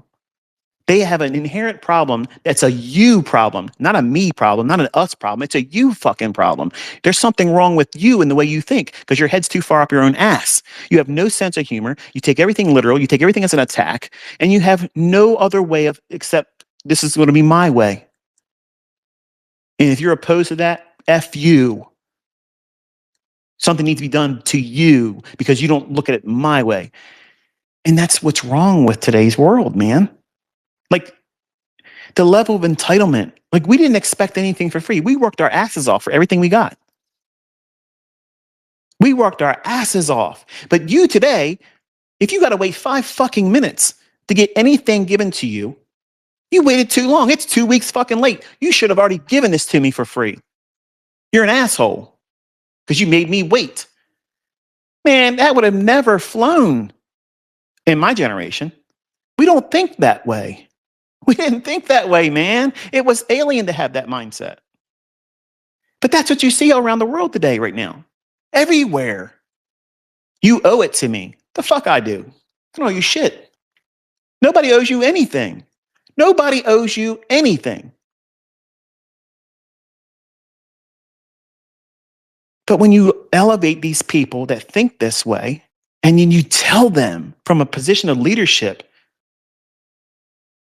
that you're right to think this way, and get out there in the streets and protest and defend that position, what are you doing? You're weaponizing someone that is literally a loose cannon. They don't see it that way. They see it as, see, our leadership gets us. They understand us. And the people with common sense around them are thinking, what in the hell is going on? The patients are running the asylum now. That's what's going on. Nobody wants to say it, but that's exactly what's going on. And it's meant to destabilize every nation. They're going to bring in individuals. And I'm going to say this, and I think, the students of mine that are Muslims, they already know my stance on that. I'm not going to be a Muslim. You will never convince me to be one. But I can tolerate the fact that you are in that faith. I know I can't, me as a person, I can't change that. If you were asking me, would I love to see you put your faith in Jesus Christ as your Lord and Savior? Absolutely. But like I said, I'm a practical person. I am aware that I have no power and I have no influence to make that happen. That only happens from God, period. But I think that when all the nations around the world are importing Muslims who are by very nature, they're very proud individuals. They're very strong-willed individuals. They're very confident. They think they're right. Everybody else is wrong. And I'm not saying any of this is a bad thing inherently. I mean, if you feel strong about your convictions and about what you believe in, then sure, everyone should feel that way, right? I just don't agree with who they believe is God. I don't believe that anything they talk about in terms of the Quran, God, their idea of God, at the afterlife or how you get there, all that stuff. I'm opposed to all that. But I'm not going to belittle them because I don't agree with them. I identify the divergence between the two faiths, Christianity and Islam. But I don't want to alienate them as a student because I'm not here as a preacher. I'm here as a man that's sharing something that I feel gifted. And you came here for that. You didn't come here to learn to be a Christian. You didn't come here to learn my political persuasion. But because I had so many people asking me to talk about these things, that's why we're here today talking about them. Okay. So, but when you start importing the strongest willed, aggressive ideology, that is Islam, when you start importing them in all these nations, UK, Ireland, United States, what do you think the outcome is going to be? Are you surprised that you're seeing all these things happen? Because Islam is not taught to its believers to go in and assimilate anywhere. It's taught to take over. It's taught to spread their form of religion, and everybody should submit to it. And if not, you're a problem. You either convert or you got to go. But they're the guests here. Okay? The guest doesn't get to come to the house and set the rules. And in my opinion is, they know this by bringing them in here, in every nation. Now, am I against Muslims, moving into other countries by immigration legally? No, absolutely not. Do they have the right to have their mosques and whatnot? Sure, they have the rights. I don't think it's appropriate for them to be blowing that prayer thing 5 times a day early in the morning. Because I'm going to be honest with you, and this might sound disrespectful, but if that was going on in an area where I lived at, I would have speakers on the roof of my house playing Van Halen as loud as these things would play. And I would drown out that thing. Okay. I wouldn't go over there and cut the wires and do those types of things, but I would literally, Van Halen would be wailing the entire time. 2 minutes before it and 2 minutes past the length of it. That's how it would be. And if that upsets you, go back to the point of what I mentioned earlier. Every one of us has the right to have a differing opinion. You look at me as someone that believes Jesus is God in the flesh, and you don't think that that's true. I don't care if you don't believe it. That's not your belief has no bearing on what I believe. It doesn't. It has no bearing. And I'm aware that my belief has no bearing on you. Which one's intolerant? Which one's tolerant? So when you bring, let's just take Christianity out for a second. We'll bring it back in a second, but let's take it out for a second. All these nations are having this influx of Muslims coming into their country, and they're giving them free rides, subsidies, healthcare they don't have to pay for. What's your healthcare cost? Let me tell you something. Healthcare is so expensive right now. That was by design. That's how Obama got all of his money. It ain't the book sales. The books is the illusion. That's where he made his money. No, it ain't. He's getting all the kickbacks from Big Pharma because he allowed them to run up all these big, huge premiums through Obamacare. You can keep your doctor. Sure you can. Lies. Lies from the guy who forged a woman's Hawaiian birth certificate. Oops, I said it. But the bottom line is this. If you look at what they are doing, they're bringing these people in by the bus loads and plane loads, setting them up with free everything, allowing them to do whatever they want to do, say and act the way they want to act. But anybody that does anything opposed to them, they're the problem. You don't think that that is the goal here in the United States? In every other country? That's exactly what it is. That's exactly what it is. But you are not allowed to say anything about it because you are a troublemaker. You're a rabble rouser. You are racist. You're this, that, and the other thing. And the only thing we're saying is who are you and why the fuck do you get to have everything for free? And why is it your way and nobody else gets any say in the matter? I got a problem with that. And it wouldn't matter if you were Muslim, Hindu, Christian, whatever. I'd have a problem with it. And it's not a problem for me to see everyone else's problem with it as well, because it's justified. Nobody should be getting a free ride. Nobody. I think welfare should last 1 year and then you get the fuck off of it by force. If you can't get a job, you can't get your shit together, and you get another kid, you're pregnant, knocked up by somebody else, you should have your shit cut off immediately and on a list that you never can get it again. What motivation is there for you to ever make strides to be independent and do gainful employment on your own? If you get your rent for free, you get your food for free, you get your cell phone for free, you get your health care for free, and you're rewarded by getting pregnant again by a man living in the house that you say left you. See, being in real estate, I see all the time. All the time. Section 8 is abused like crazy.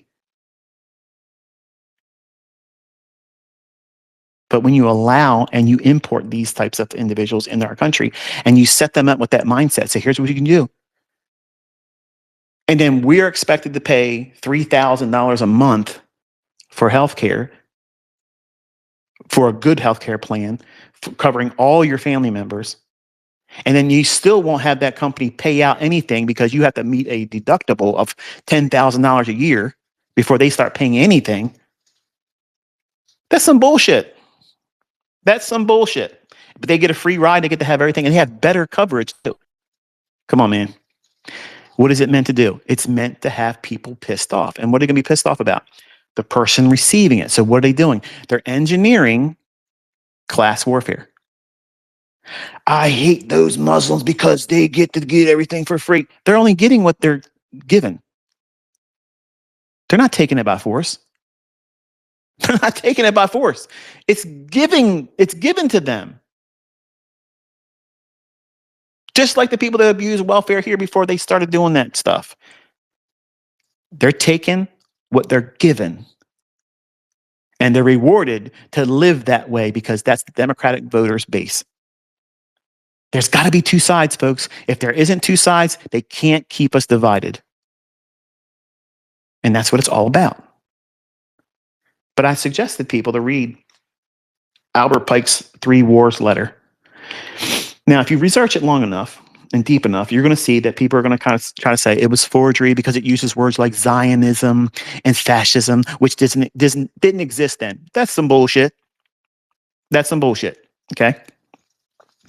That is for you to think, oh yeah, this is contrived. It's all made up, and it's a conspiracy theory. You know, they said that UFOs were real March 2020. They came out and government said it's real. We don't know what it is. At the height of the scamdemic of COVID, they put that out there. Any other time, I'm convinced that the stock market would have crashed on that. But they just threw that out there. And now we have people coming out. They're doing congressional hearings and listening to people in our military with eyewitness accounts. They have video footage. They literally have a Hellfire missile hitting one of these things. It breaks a part of it off. It never misses a beat. It starts following the main piece in flight. Now, I'm not saying ET exists. I'm not saying that. I don't believe that exists. But I do believe it's angelic and demonic. So we're seeing things that we can't replicate that. We can't do these things. We can't move like that. But that used to be a conspiracy theory, like Bigfoot, the Loch Ness Monster, and ghosts and whatever, whatever it is that you want to call a conspiracy theory. We are in a time where most conspiracy theories have now been proven fact. So when you look at the information that's in Albert Pike's 3 letters, what he's outlining is the whole basis of the 3 world wars. And the third one, it pits Christians versus Muslims. I'm not supporting the idea that Christianity should war against Islam and Islam shouldn't war against Christianity. But by its nature, Christians cannot accept what Islam promotes. It can't happen. Because they say Jesus wasn't God. They say that he wasn't crucified. They're not saying anything that is the pillars of Christianity. his death, burial, and resurrection. I mean, that's it. Without it, there's no hope. And Islam stands in opposition to that. And it came 500 plus years after the fact. So I'm not listening to some Johnny come lately gospel. I'm not going to hear that. It doesn't make any sense to me. It's too far late. And honestly, it's something that is 100% diametrically opposed to the message and gospel of Jesus Christ. So period. End of story. That's why, as a Christian, and every Christian that understands the whole pretense of Christianity, would never accept Islam, ever. If they really understood what the word says, they would never do that. They would never listen to any other false god. They would never listen to any other color religion. They wouldn't do it. And Islam is taught to them to say there is no other God but Allah, and there is no this, that, and the other thing. Okay, great. But I'm just going to say this. Look at Isaiah 14, and you're going to see there's Allah. Look at the Hebrew, and right there. I will be like the Most High. I will ascend like the Most High. Look at that in the Hebrew. That's Allah. Oops. So yeah, Lucifer has that book. That's it. And I can't subscribe to that. I can't do it. So I don't worship the created. I worship the creator. And when you have the last letter that Albert Pike wrote, outlining what the third world war is going to be, the main players are Muslims versus Christians.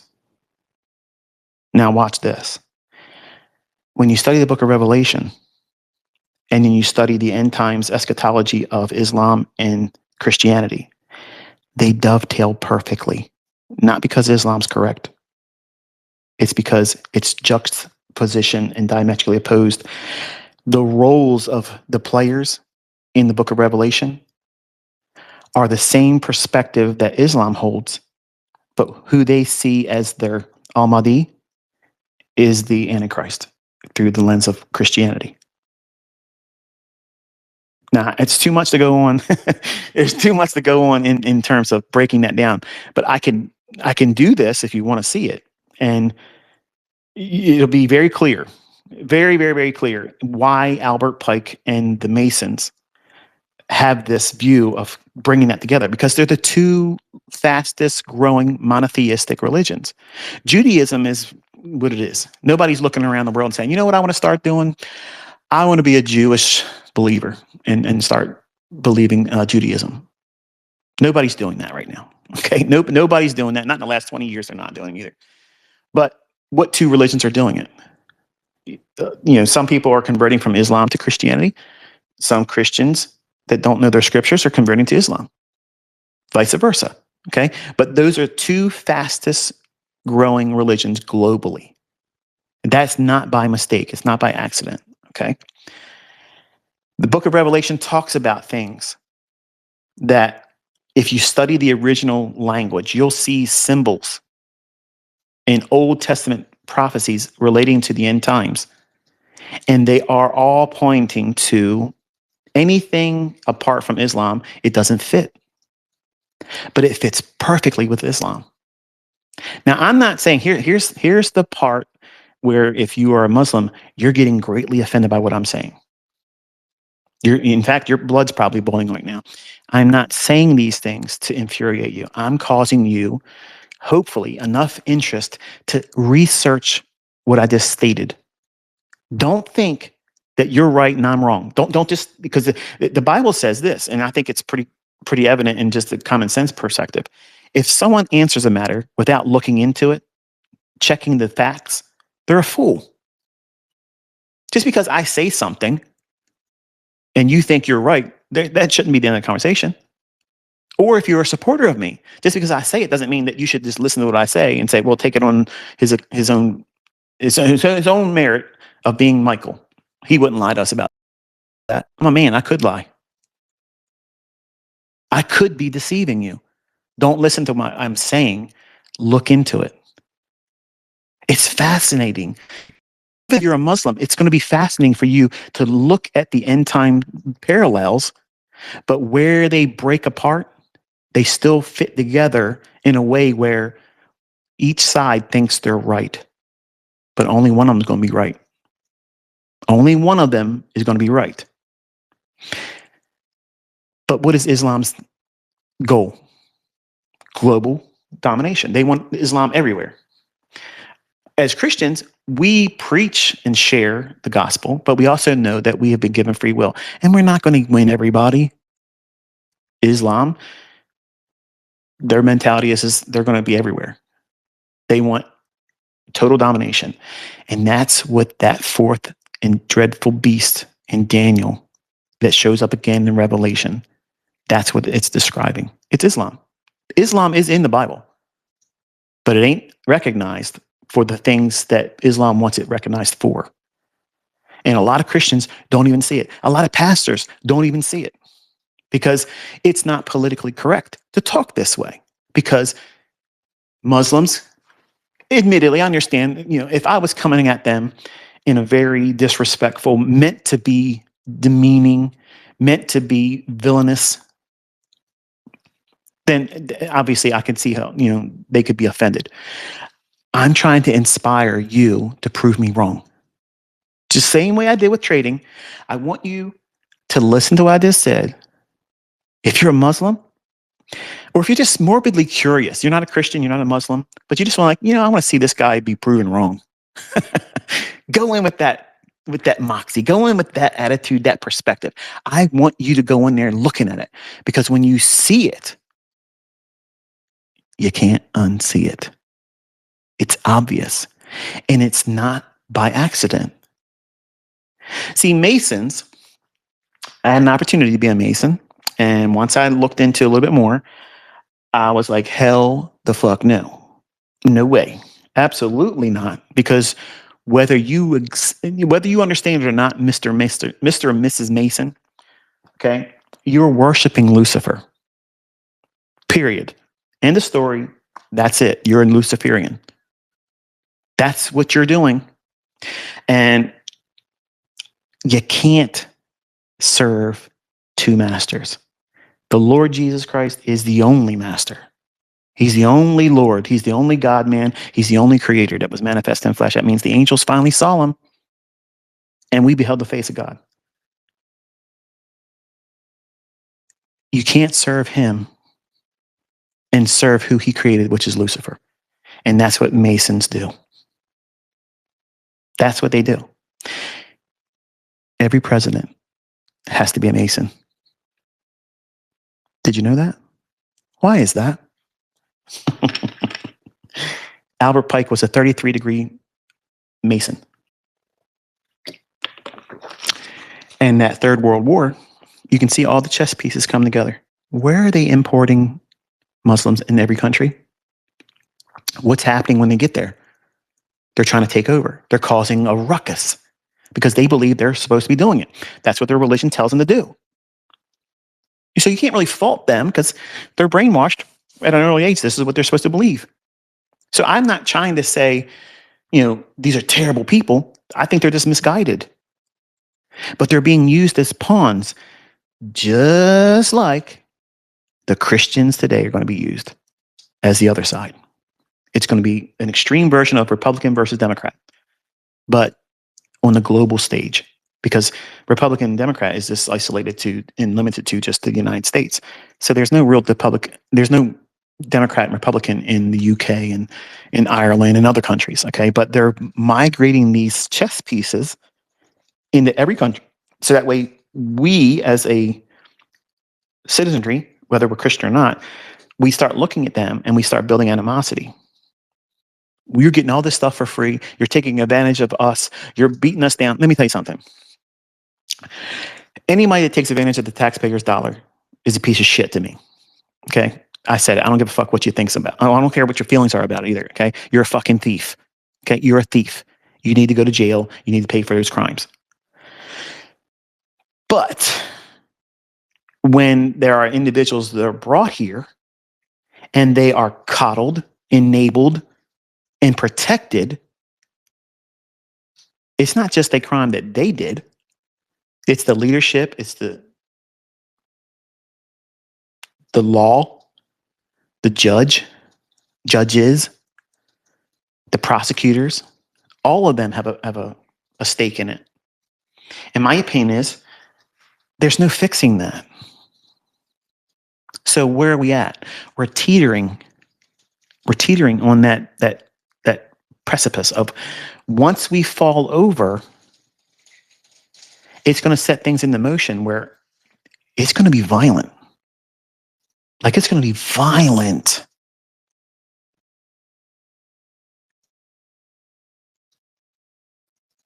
Look at Minnesota right now. Look at when George Floyd whole thing happened. Okay. Every time there's a chance for them to use destabilization, civil unrest, they run with it. They run with it. They weren't doing those things when Biden was in office. Why? Because they had control. They were in a seat causing the things in motion, putting in things in motion like that, so that with the conservative side would hate them, build up more animosity. And then when their side was feeling strong and making fun of the MAGA group, they lose. So now they're going to go crazy and piss and moan and go out in the street, because the left will do that. They'll go to work for that, but they're not going to do anything that makes the country better. But their myopic view of reality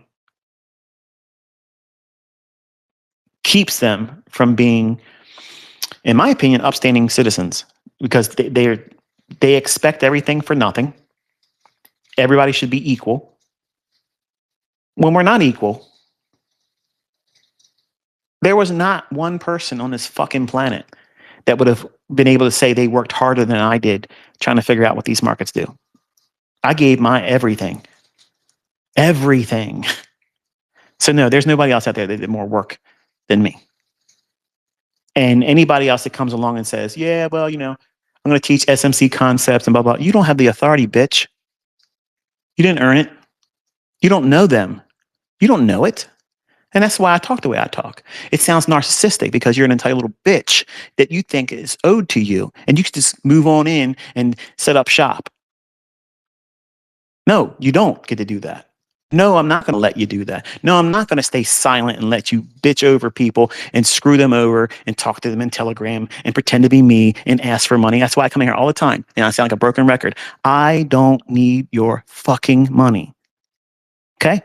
That's what separates me from all of you other motherfuckers. You are all panhandling because you need the money. I don't need any fucking thing. And when I see people come into our country and other countries and they get a blank check to fuck everybody else over and they're rewarded for doing it, I'll speak up and say that's fucking wrong. And I don't care if you like me or don't like me because of that. I don't give a fuck. Because I'm from Generation X and that's how we roll. We don't give a fuck about your feelings. Facts over feelings is what it is. And that's where we departed. The generation after mine came in, coddled, tickled with a feather on its ass, promised things that they didn't deserve, didn't earn, didn't work for, built this level of entitlement. And they created this perfect storm where my generation, who's still here, we're watching all this stuff. We don't go out there in the fucking street and act like a fool. We don't do that shit, because we have common sense to know that doesn't do anything. We don't burn our own fucking neighborhoods down. We don't burn our own fucking businesses down. We don't victimize our neighbors. We don't do that shit. Retarded fucking ass clowns do those types of things. People that are uncivilized with no fucking common sense or IQ do those types of things. Or they're paid to do those things. Either way, that same coin is the same coin. One side or the other, it's still the same coin. It's ass backwards mentality. It's not positive. It doesn't build anything up. Its only purpose is to destabilize and play the counterparty of heel. Just like in wrestling, there's the bad guy, the heel, and there's the face, the good guy. That's the plot. That's the meta narrative between the opposition, the plot, the the war narrative. And if that narrative is always implemented, you never see the story writer, because that's who's pulling all the strings behind the scenes. And that's who's profiting. That's who's hurting us. That's who's hurting us. When we're constantly bickering and fighting with this one and that one, you're wrong. No, you're wrong. I'm going to kill you for it. What? What? How did we jump from, I don't agree with you, you don't agree with me, you don't exist because you don't deserve to breathe anymore? And you don't think that's mental fucking illness? Like, that's lunacy. I don't agree with Muslim doctrine. I don't agree with Hindus. I don't agree with atheistic views. Okay. I don't agree with Judaism. There's a lot of things about it that's wrong. But I don't look at them and say, you don't exist. You don't get to exist. You don't deserve to live because you don't believe that what I believe. That's monstrous to think that way. I can accept the fact that God in his infinite wisdom gave all of us free will. You don't have to believe in him. You don't have to. You don't have to keep his commandments. You don't have to believe what he said. This is the only way you get. You don't have to believe any of that stuff.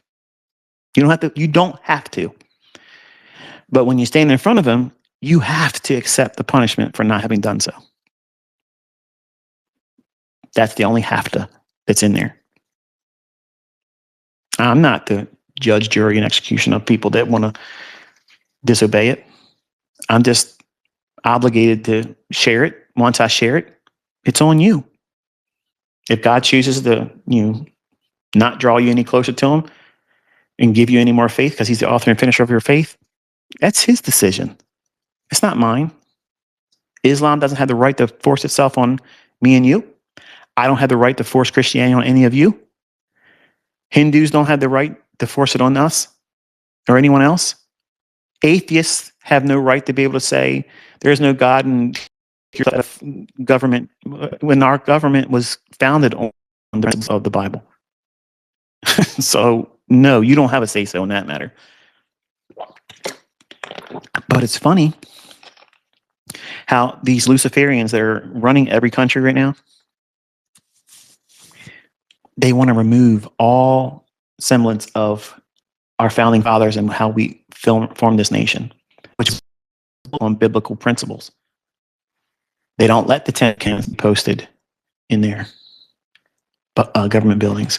Up in Minnesota, you can walk in there and see that the Satanists have a plaque up there basically saying, thank you, Tim Walz, for allowing, Satanism to be, promoted in there, blah, blah, blah. And that's allowed there. You don't think there's a problem with that? Let's say you're a Muslim. Do you have a problem with that? You should. You should. But how about the atheists? You have a problem with that? Because that's who they believe is God. They believe that Satan is the God. You have a problem with that as an atheist? Or is it just because Jesus is your real problem? So anyway, I was thinking to myself when I first started this, I didn't want to have a lot of time on here. And let me take a look at my phone and see if there's any reason to get off this. 2 hours and a half we've been talking almost. Let's go till noon, and then we'll kill it. I'm surprised my wife hasn't come in here and given me the evil eye. I'm not sure where I was going with today. Like I just wanted to hang out and talk with you, like we're friends, like we're family. I'm sure I said some things today that probably offended some of you. And I'm not going to apologize for that, because I think that close friends should have very polarizing conversations every now and then. And let that friendship be tested. Let it be tested. Do you have a friendship Do you have a relationship with me as your mentor where you can listen to me, share my views and my opinions? I'm not forcing them on you. Nothing I'm saying here is forcing it on you. But I'm also saying in the same vein that none of you have any influence over me. And that's okay. I still accept you as my student, and you should accept me as someone that gives their time to you. Whether you choose to accept the gift of the insights I share or see any value in it, it's up to you to decide that. Nothing brings you here except for your own want, your own morbid curiosity, or your desire to learn from me. Or you're just bored like I was today. You just want to sit down and just yap, talk about things. And taking a look around the world and seeing all these things, like we're in a mess. Like it's a mess everywhere. How about the folks in Ireland? Are you listening to me? I got students from Ireland. What's your view? And tell me what you see. And I'm not asking you to go in there and start berating Muslims and Islam's supporters and calling them out of their name or anything like that. But what do you feel about that? Do you see how this is being implemented? And they're being used as weapons. They don't even see it as such. They're just thankful that they can be accommodated the way they are. But they don't even realize they're being used as pawns. And Christian churches are being used as pawns too. They're setting this whole thing up for that third war that's going to be the two players. And the intent, if you read it, Albert Pike's outline was so that way both all Christians and all Islam supporters and Muslims are going to be killed because of this tension between the two. That's the goal.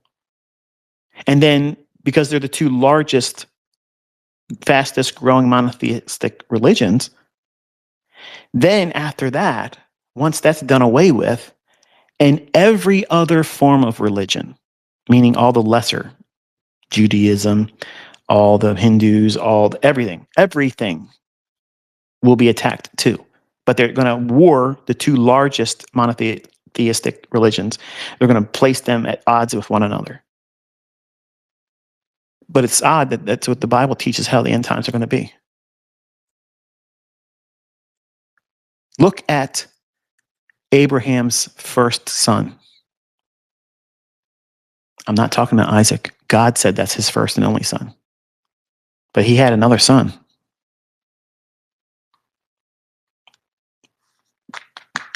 Think about it.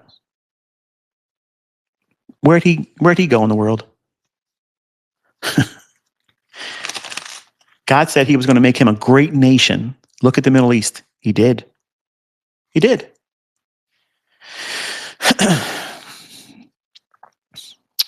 So that's the meta narrative from the beginning. They know that they were a son of Abraham and the first of Abraham. So their mindset about themselves is, in my opinion, justified. But God is God, and he said, Isaac is your son, your only son, meaning it was through the wedlock of Sarah and Abraham. And it was a promised son that God said he was going to give. Sarah told Abraham, go into his wife's servant and get her pregnant, like a surrogate. So she was trying to do it her way. She didn't want to wait on God. So that's religion. Okay, that's what religion does. I'm going to do it my way. I'm not going to trust God. God said he's going to do it, but I ain't got time to wait for God. I'm going to do it on my timing. Abraham, go do what you got to do. Give me a son. And then when God did what he said he was going to do, told Abraham, send Hagar and Ishmael away. Send them away. I don't want nothing to do with them. What did they do wrong? Nothing. They didn't do anything wrong. And that's why God blessed Ishmael. He made him a great nation.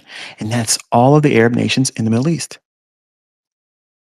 And you had this contention. That's why they have a problem with Isaac and Jacob. That's the original story. That's the beginning. That's the enmity between the seed. And that's how it ends. Because God said, I'm going to call the end from the beginning. As it was in the beginning, so shall it be in the end. There was contention. Jacob and Esau. Two brothers. Two different ways of doing things. See how the meta narrative keep repeating over and over and over again? Think about it. It's there, but the Muslim won't see it, and the Jew won't see it. Why? It's hidden from them. But they're going to be put at odds in the last days. The Jews are going to be crushed in the winepress of God in the last 3.5 years. And 2/3 of the Jews that's going to be on the earth then are going to die because of what God's going to do. And I'm sure a lot of Arabs and Muslims are thinking, yeah, can't wait to see it. But God said he's going to come to your nations first. And he's going to bathe his robe in blood. So I wouldn't be so quick with all that rah, rah, rah. But that's what Revelation says. And when you understand the players and the people and the countries that are involved, and you rightly divide it, that's what's coming. And everything is moving around on this world global chessboard. And it's right there for everybody to recognize and see if you know what you're looking for. And most people in churches and most pastors today, they don't know. They don't touch that book of Revelation because it's too subjective.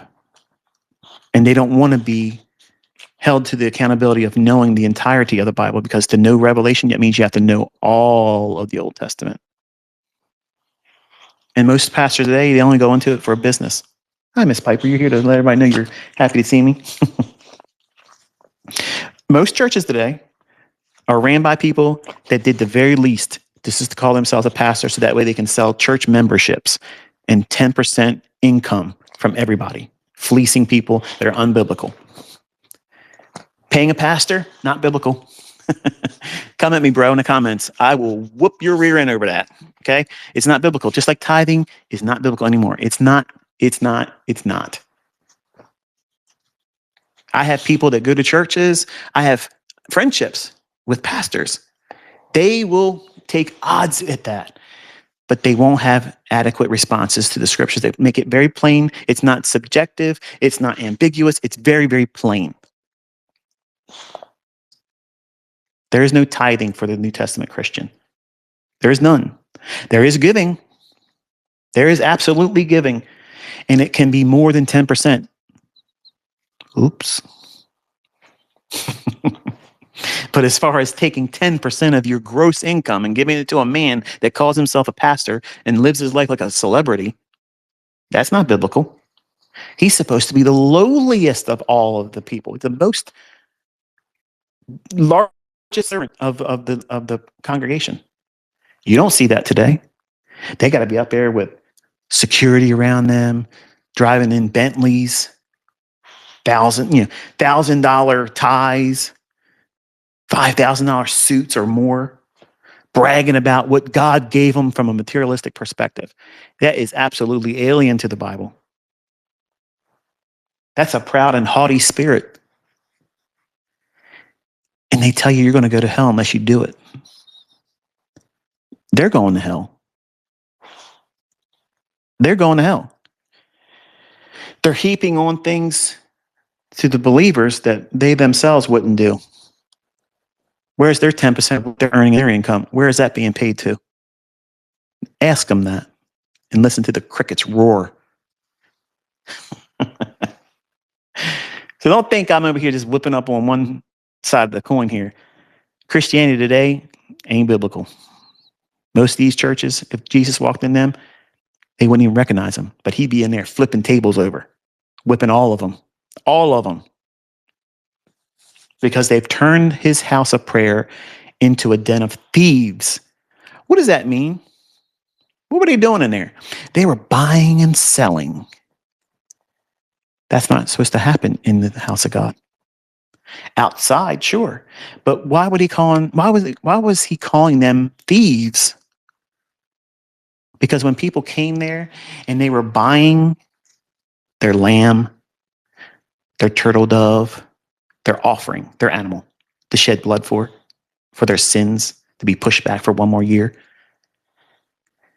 the people that were operating the scales, they had rigged it in such a way where the coinage, the money that was being used, they were cheating the people when they would be paying. So they had a lying scale.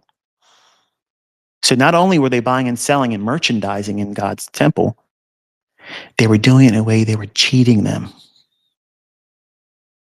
And that's why they're thieves.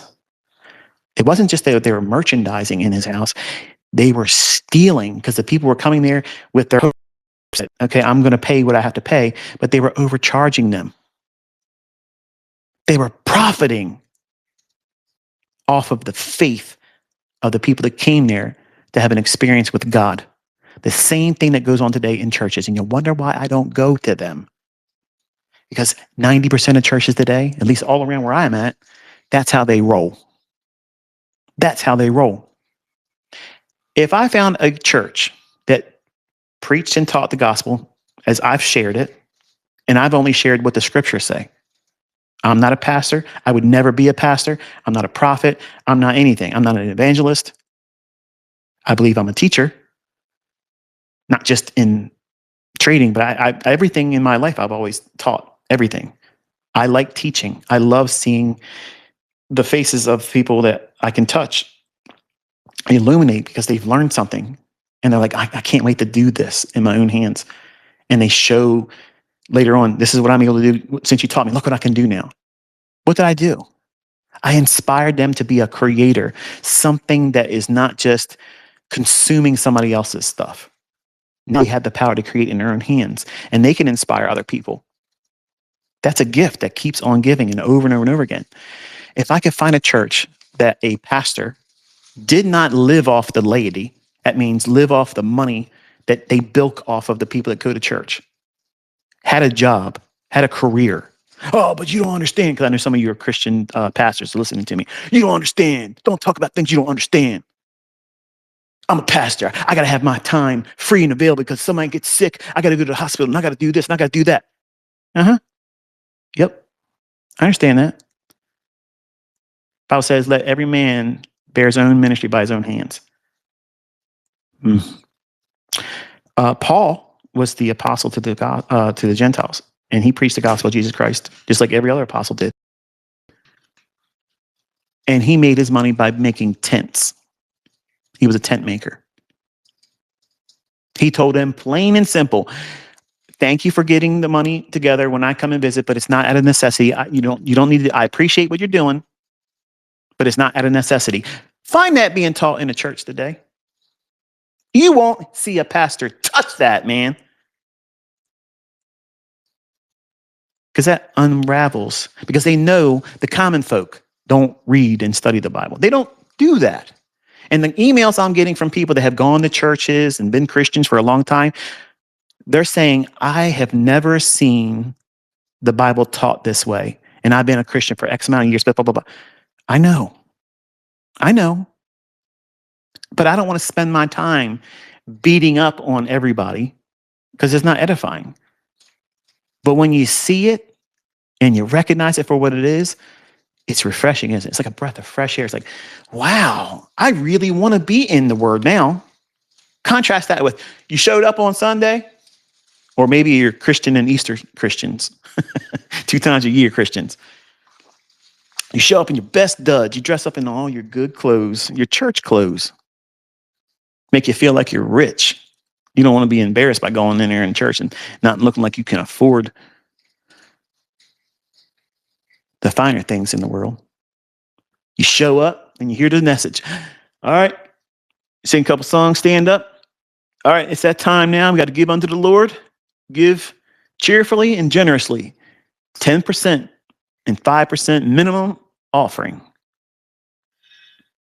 Shall a man rob God? You don't want to rob God, do you? Well, how are we robbing God? Well, Malachi says, God said, you robbed me in tithes and offerings. Well, what does that mean? Well, that means give 10% of your gross income. That means before taxes, because it ain't right that the government gets their cut first and then God gets the leftover. So you got to give it off the gross, because then they tax you. It's taxing on the gross. So what are you going to do? You're going to give me 10% of your gross income, and you're going to give me 5% of a love offering, because that means you really cheerfully giving, because God loves a cheerful giver. And if you don't, you're robbing God. So what's that make you? It makes you a thief. And where's a thief go when he dies? He goes to hell. And that is twisting scripture, because Malachi is talking about how the priests were not allowing the food welfare system, which is what tithing was. It was not money. There was no food for the widower, the widow, the vagabond, the destitute, those in need. If they came to the priest and said, we're hungry, we need something, they wouldn't have it to give to them. So how are they robbing God? By not having instituted what he ordained as a welfare system for those people that were in lack. And it was always food. He did not say, go to the priest and get some money. Go there if you're hungry. Put it in my storehouse. So that way there's meat in my storehouse. So that way when they come and they ask for it, you have it in abundance to give to them, and I get the glory because I told you to do it and you were obedient. You're obedient. That's not money. That's not money. You can't eat money. Study it some further, and you'll see that when the tithe that you were going to give, if it's too much to carry and you have a long journey before you can get there to leave it there, God said, sell it for money. And then when you arrive to where you're getting, go and buy everything that your heart desires, and you and your whole household eat it and be joyful before the Lord. Find a pastor teaching that. It ain't going to happen. They can't get their Benz. They can't get their Rolls Royce. They can't live lavish on that. They got to twist you into hellfire fear, or they can't extort that money from you. That's biblical, folks. That's biblical.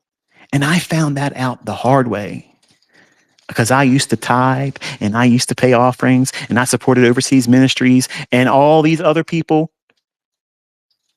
And I did it gladly. And then when I went in to defend a friend, to give him encouragement that, listen, just do the best you can. And then I discovered it isn't biblical. Imagine that bitter pill. Yeah. And I went and sat with the pastor and the associate pastor. And I said, I got something I got to talk to you. This is pretty worrisome for me. I'm not stupid.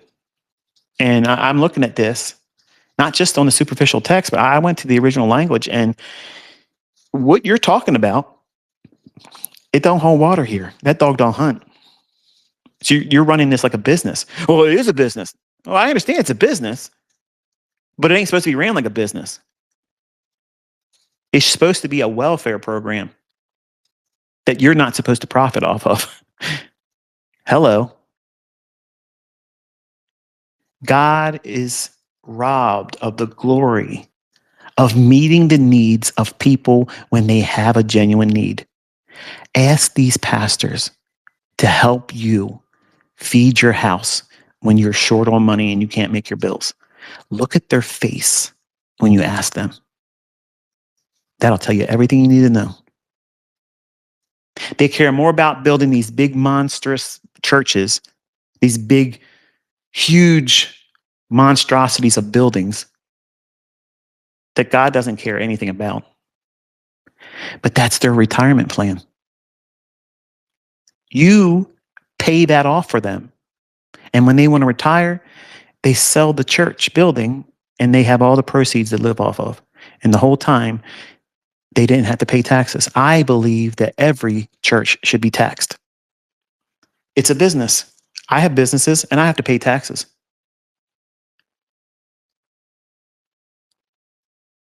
Hello. Oh, I don't like what you just said. I'm a pastor. I don't care. I don't like what you do. It ain't biblical. You better get right because you're the one robbing God. That's what Malachi's talking about. You're robbing God because people are coming to you and you're lying and telling them, unless you give 10% of your gross income to me, what are you doing with that money? Well, you don't understand. I pay for this and I pay for that. No, no, no, no, no, no, no. What are you doing with that money? You're buying stuff. And that stuff is the same thing that God told that rich young ruler to get rid of and sell it and give it to the poor. And what that young rich ruler do? He walked away sad. And Jesus said to everybody else watching, see that? It's real, real hard for a rich person to get into heaven because of that mindset right there. Because they care about theirs. And theirs is yours in their eyes. Now, I'm not saying, I know some of you are like, well, Michael's telling me I should stop going to church. I didn't say that. I did not say that. I'm just saying, consider who you're giving to and under what pretense are you giving it? When I gave it cheerfully. But I can't give cheerfully when I realize it's not biblical. Did I stop giving? No. I just changed where I was giving. I find people that I can see in front of me, there's lack. They're not asking me because they don't look at me and see, oh, wow, he's got millions of dollars. Let me go take advantage of him and ask him. Let me trick him. Let me put a homeless sign in front of me and he'll give me all the money. No. I can see they have a need. I can see it. And without being prompted or asked, I help them. Go through a grocery store. Go there for the express purpose, not for you to bring home anything, but to go there and find someone and read their face. Look around. They have the smallest cart. They don't have the big cart. They have the smallest cart. They have the smallest thing of milk, the smallest carton of eggs, but they have a wedding ring on. They're not by themselves. They have one thing of ground beef, 2 cans of vegetables, maybe a loaf of bread, and the smallest condiment of mayonnaise, ketchup, or whatever. What are they doing? They're feeding themselves on what they have left after everything that they got coming in. And you know it by how they look on their face. They're not walking around head up, smiling. How you doing? Greeting everybody. Their heads down. Their face full of sorrow. They're broke. And then what I do is I walk up behind them when they're in the checkout line. And I motion to the person working the cashier. And I tell them, pointing to myself, I'm paying. They bring it all up. And I step right in front of them rudely. And I put my credit card in there. Put in my Super Saver phone number. That way I get the discounts. And then they look at me like I'm crazy. Some of them cuss at me and say, what the hell you think you're doing?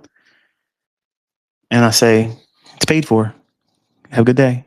And I go walk back into the grocery store and I find somebody else to do it too. And sometimes they grab a hold of me and they squeeze the life out of me because they're like, you're a godsend because I don't have the money to do this. And you just did something that I know I got something from God. And that makes me go back in and find more people to do it. That's tithing. That's giving cheerfully. That's what God honors. God loves that. And I'm telling you, not because I want glory and fame and accolades for it. I'm telling you to inspire you to do that. Listening to me and learning how to make money and spending it on stupid shit for yourself is the worst thing you can do with the gift. That's the worst thing. That's wasting it. That's wasting it. Imagine how many people's lives you could change just by saying, I don't need to buy that car. I don't need to go on social media and get people to, fluff me up because I bought this overpriced junk. I want to go out there and I want to say, here, I don't know who you are. I clearly see you have a need. I don't want anything from you except for the opportunity to do what I feel like I need to do. And have a great day and be blessed. You have no idea what that feels like. I promise you, all the sports cars and all the fun little toys you can buy, that stuff wears off the next day. It's gone. Once all your friends and the people that know you, once they see you have it, that wad is now shot. It's done. You got the best out of all that's ever going to come from that because they don't care that you really have it anymore. In fact, they're looking at you thinking, what a jerk. He probably thinks I'm supposed to love him because he has that car. You're stupid. You spent all that money. I would have done this, that, and the other thing. So they're not looking at you like you want them to look at you. But meet somebody's needs and let it be a stranger that didn't even have to ask you for it. And look at their face and listen to their voice shake when they tell you, thank you so much. That's stuff you carry for your whole life. You're going to forget all the, ooh, wow, what a nice car. I wish I could have that. I want to be like you. Look at what you're wearing. That shit is fleeting. I remember every one of these individuals' faces because I know at that moment I was being used. I was implementing a principle that God has laid in the hearts of believers, but many of them don't act on it. And I promise you, if you live your life like that and you do things like that, God will never allow you to run short on the supply because he's getting the glory for it. He's getting it, not you, not me. He is. And man, that is such a reward. It is a reward. There's no ego there. It's about me. There's no selfishness, but you taste real love. You taste appreciation. You feel generosity in its purest form. And then you watch this person weep and the cashier, they're weeping and then you can't take it anymore and you're weeping and you feel good. It feels so good. And it's infectious. It makes you want to do more of it. And the next time you see that cashier, they start smiling. You know right away what they remember. And you just sit and wait because they're going to say it. It was awesome watching you do that. And I did the same thing right after that. The next weekend when I got paid, I found somebody that did the same thing. It felt amazing. How about that? How about that? That's church. That's living Christian life. That's giving. That's the real tithe. But you'll never see that taught because it doesn't allow them to live a lifestyle that was never promised them as a pastor. If I had one wife, which I don't, I'm divorced. I had one marriage in the beginning that I did for the wrong reasons, but it was in my heart. I felt like I was doing the right thing. But because of infidelity, which the Bible says I can divorce for, but I don't believe we're allowed to remarry and not be in sin. So while I am remarried and I was born again after being married, I don't believe I meet the criteria to be a pastor. When I was younger, I had every aspirations until I read in the Bible that I don't have that right. So it kind of like knocked me down a little bit. Didn't take away the steam and inspiration to want to share God's word, but it took away the reality that I can't be one. So at the time, I wanted to be a pastor like this, where I didn't live off of the laity. I didn't ask for their money. I was going to pay for the lighting. I was going to pay for all of the costs. So that way, when people came, they heard the word of God and they felt no burden. They had no expectation except for come there and worship the Lord. Hear the word, make a joyful sound, lift up your hands, praise and worship, pray, lay hands on other people, and let the gifts of the Spirit run. Leave changed. Leave prepared for the new week. Feel edified, filled up, inspired, taught what the word of God says. That's what I'm looking for in a church. And I can't find that. I can't find that. And the word says in the last days, there's going to be a famine in the land. And that meant the whole world. And it's not because it's a famine for food, but it's going to be the word of God. There's a lot of places out there call themselves churches, but they are not teaching the word. They're teaching prosperity. And who's prosperity? Who's prosperity? It's the pastors. He's the one living high on the hog. His wife is living high on the hog. But the lady's coming in there, paying out, expecting God to do some kind of miracle because he's promised, oh, you're going to do this? Sow a seed. Sow a seed, and the Lord's going to give you that house. Blab it and grab it. No, that's not biblical. And you wonder why so many people try Christianity that way and they don't stick with it. Because it's a false gospel. It's a false teaching. It isn't going to stand the test of time. And God's not in that. God's not in that. He never promised those things.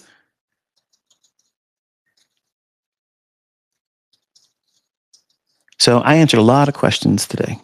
A lot of questions that are unrelated to the market. So it wasn't all false advertising. I did talk a little bit about the markets in the beginning just to hook you. But I led you to church one more time, kicking and screaming. But I'll say this and I'm going to get off here because I actually kind of am hungry. The study I'm working on now is on the tabernacle of Moses. And it's, to me, it's a very fascinating study. I don't want to steal the thunder of what it is that I'm going to show in it, but I'm trying to come up with a way where I can go over the extreme details because you know how I am, right? I'm very detail oriented, and there's a lot of specifics around that specific structure. And if you want, you might want to look at those chapters in Exodus that deal with the tabernacle. Okay. And then when I get done with it, it'll probably take me about 2 hours to get through it. And it'll be kind of exhaustive. But I won't try to strip you of everything you can mine by studying on your own. But I promise you, it'll be so cool when you look at it. Because I love finding Old Testament things and bringing light to it where it's like, that is awesome. Like, that's neat. That's like, I wouldn't have saw that if I hadn't looked at it from that perspective. And when you see it like this, as I'm going to teach, it's just one of those things that makes you think, wow, I want to study more. And that's what's the inspiration for me doing that channel. Not only is it teaching people how to come to God in the right way biblically, but also how to revere and adore him in the study of his word, because it's fascinating. It's so fun. It's like a treasure hunt. And when you get in, you turn over all these rocks and you start thinking, wow, that's there. It's always been there like that. Yeah, it's always been there like that. And it's fun. And it's easy to be delighted by his word. It's just so fascinating. It's a rabbit hole that just keeps going deeper and deeper and deeper. And as you would expect, as the author, he can do those types of things. In a stale old book that people say this doesn't make any sense, it was written by a man, it keeps delivering deeper and deeper, layer upon layer. You can look at the same passages and go into them and see new depth, more insight, more manna, bread from heaven. So hopefully I've been in a certain kind of way, entertained you, got you invested emotionally and psychologically to prove me wrong, inspire you to have a little bit of faith in humanity and not fall into the victim and trap that they're trying to have us fall into. You know, love your neighbor. It's everyone that's not you. They're going to do things backwards sometimes. They're going to look at things differently. But that doesn't mean war against them. It doesn't mean harm them. It doesn't mean threaten them. It doesn't mean go out in the street and break up their stuff or harm them. That's uncivilized. And I think that, unfortunately, we're going to see a whole lot more of that intensify. And when we get into spring and summer months, it's probably going to be off the charts. So I had some trips that may end up getting canceled if things start getting stupid. But I had time to talk with you today. I got to overstep my welcome because my wife is giving me that sign. I'm getting off now, hon. Okay, just give me a chance. I can't say goodbye. That's what I'm saying to him right now. So I'm going to escape. I will wish you all a pleasant week. And when it comes to market commentary, whatnot, the second week of February, as I said, on February 10th, that evening, I will resume with market reviews and commentary, and I'll start talking about it on a daily as it happens. So until then, I don't know when I'm going to talk to you again, but the next bit of business will probably be that Bible study on Berean study. And if I can get it done this week, I hope we'll have it up by Friday evening, this coming Friday. Until I talk to you next time, be safe and enjoy the weekend.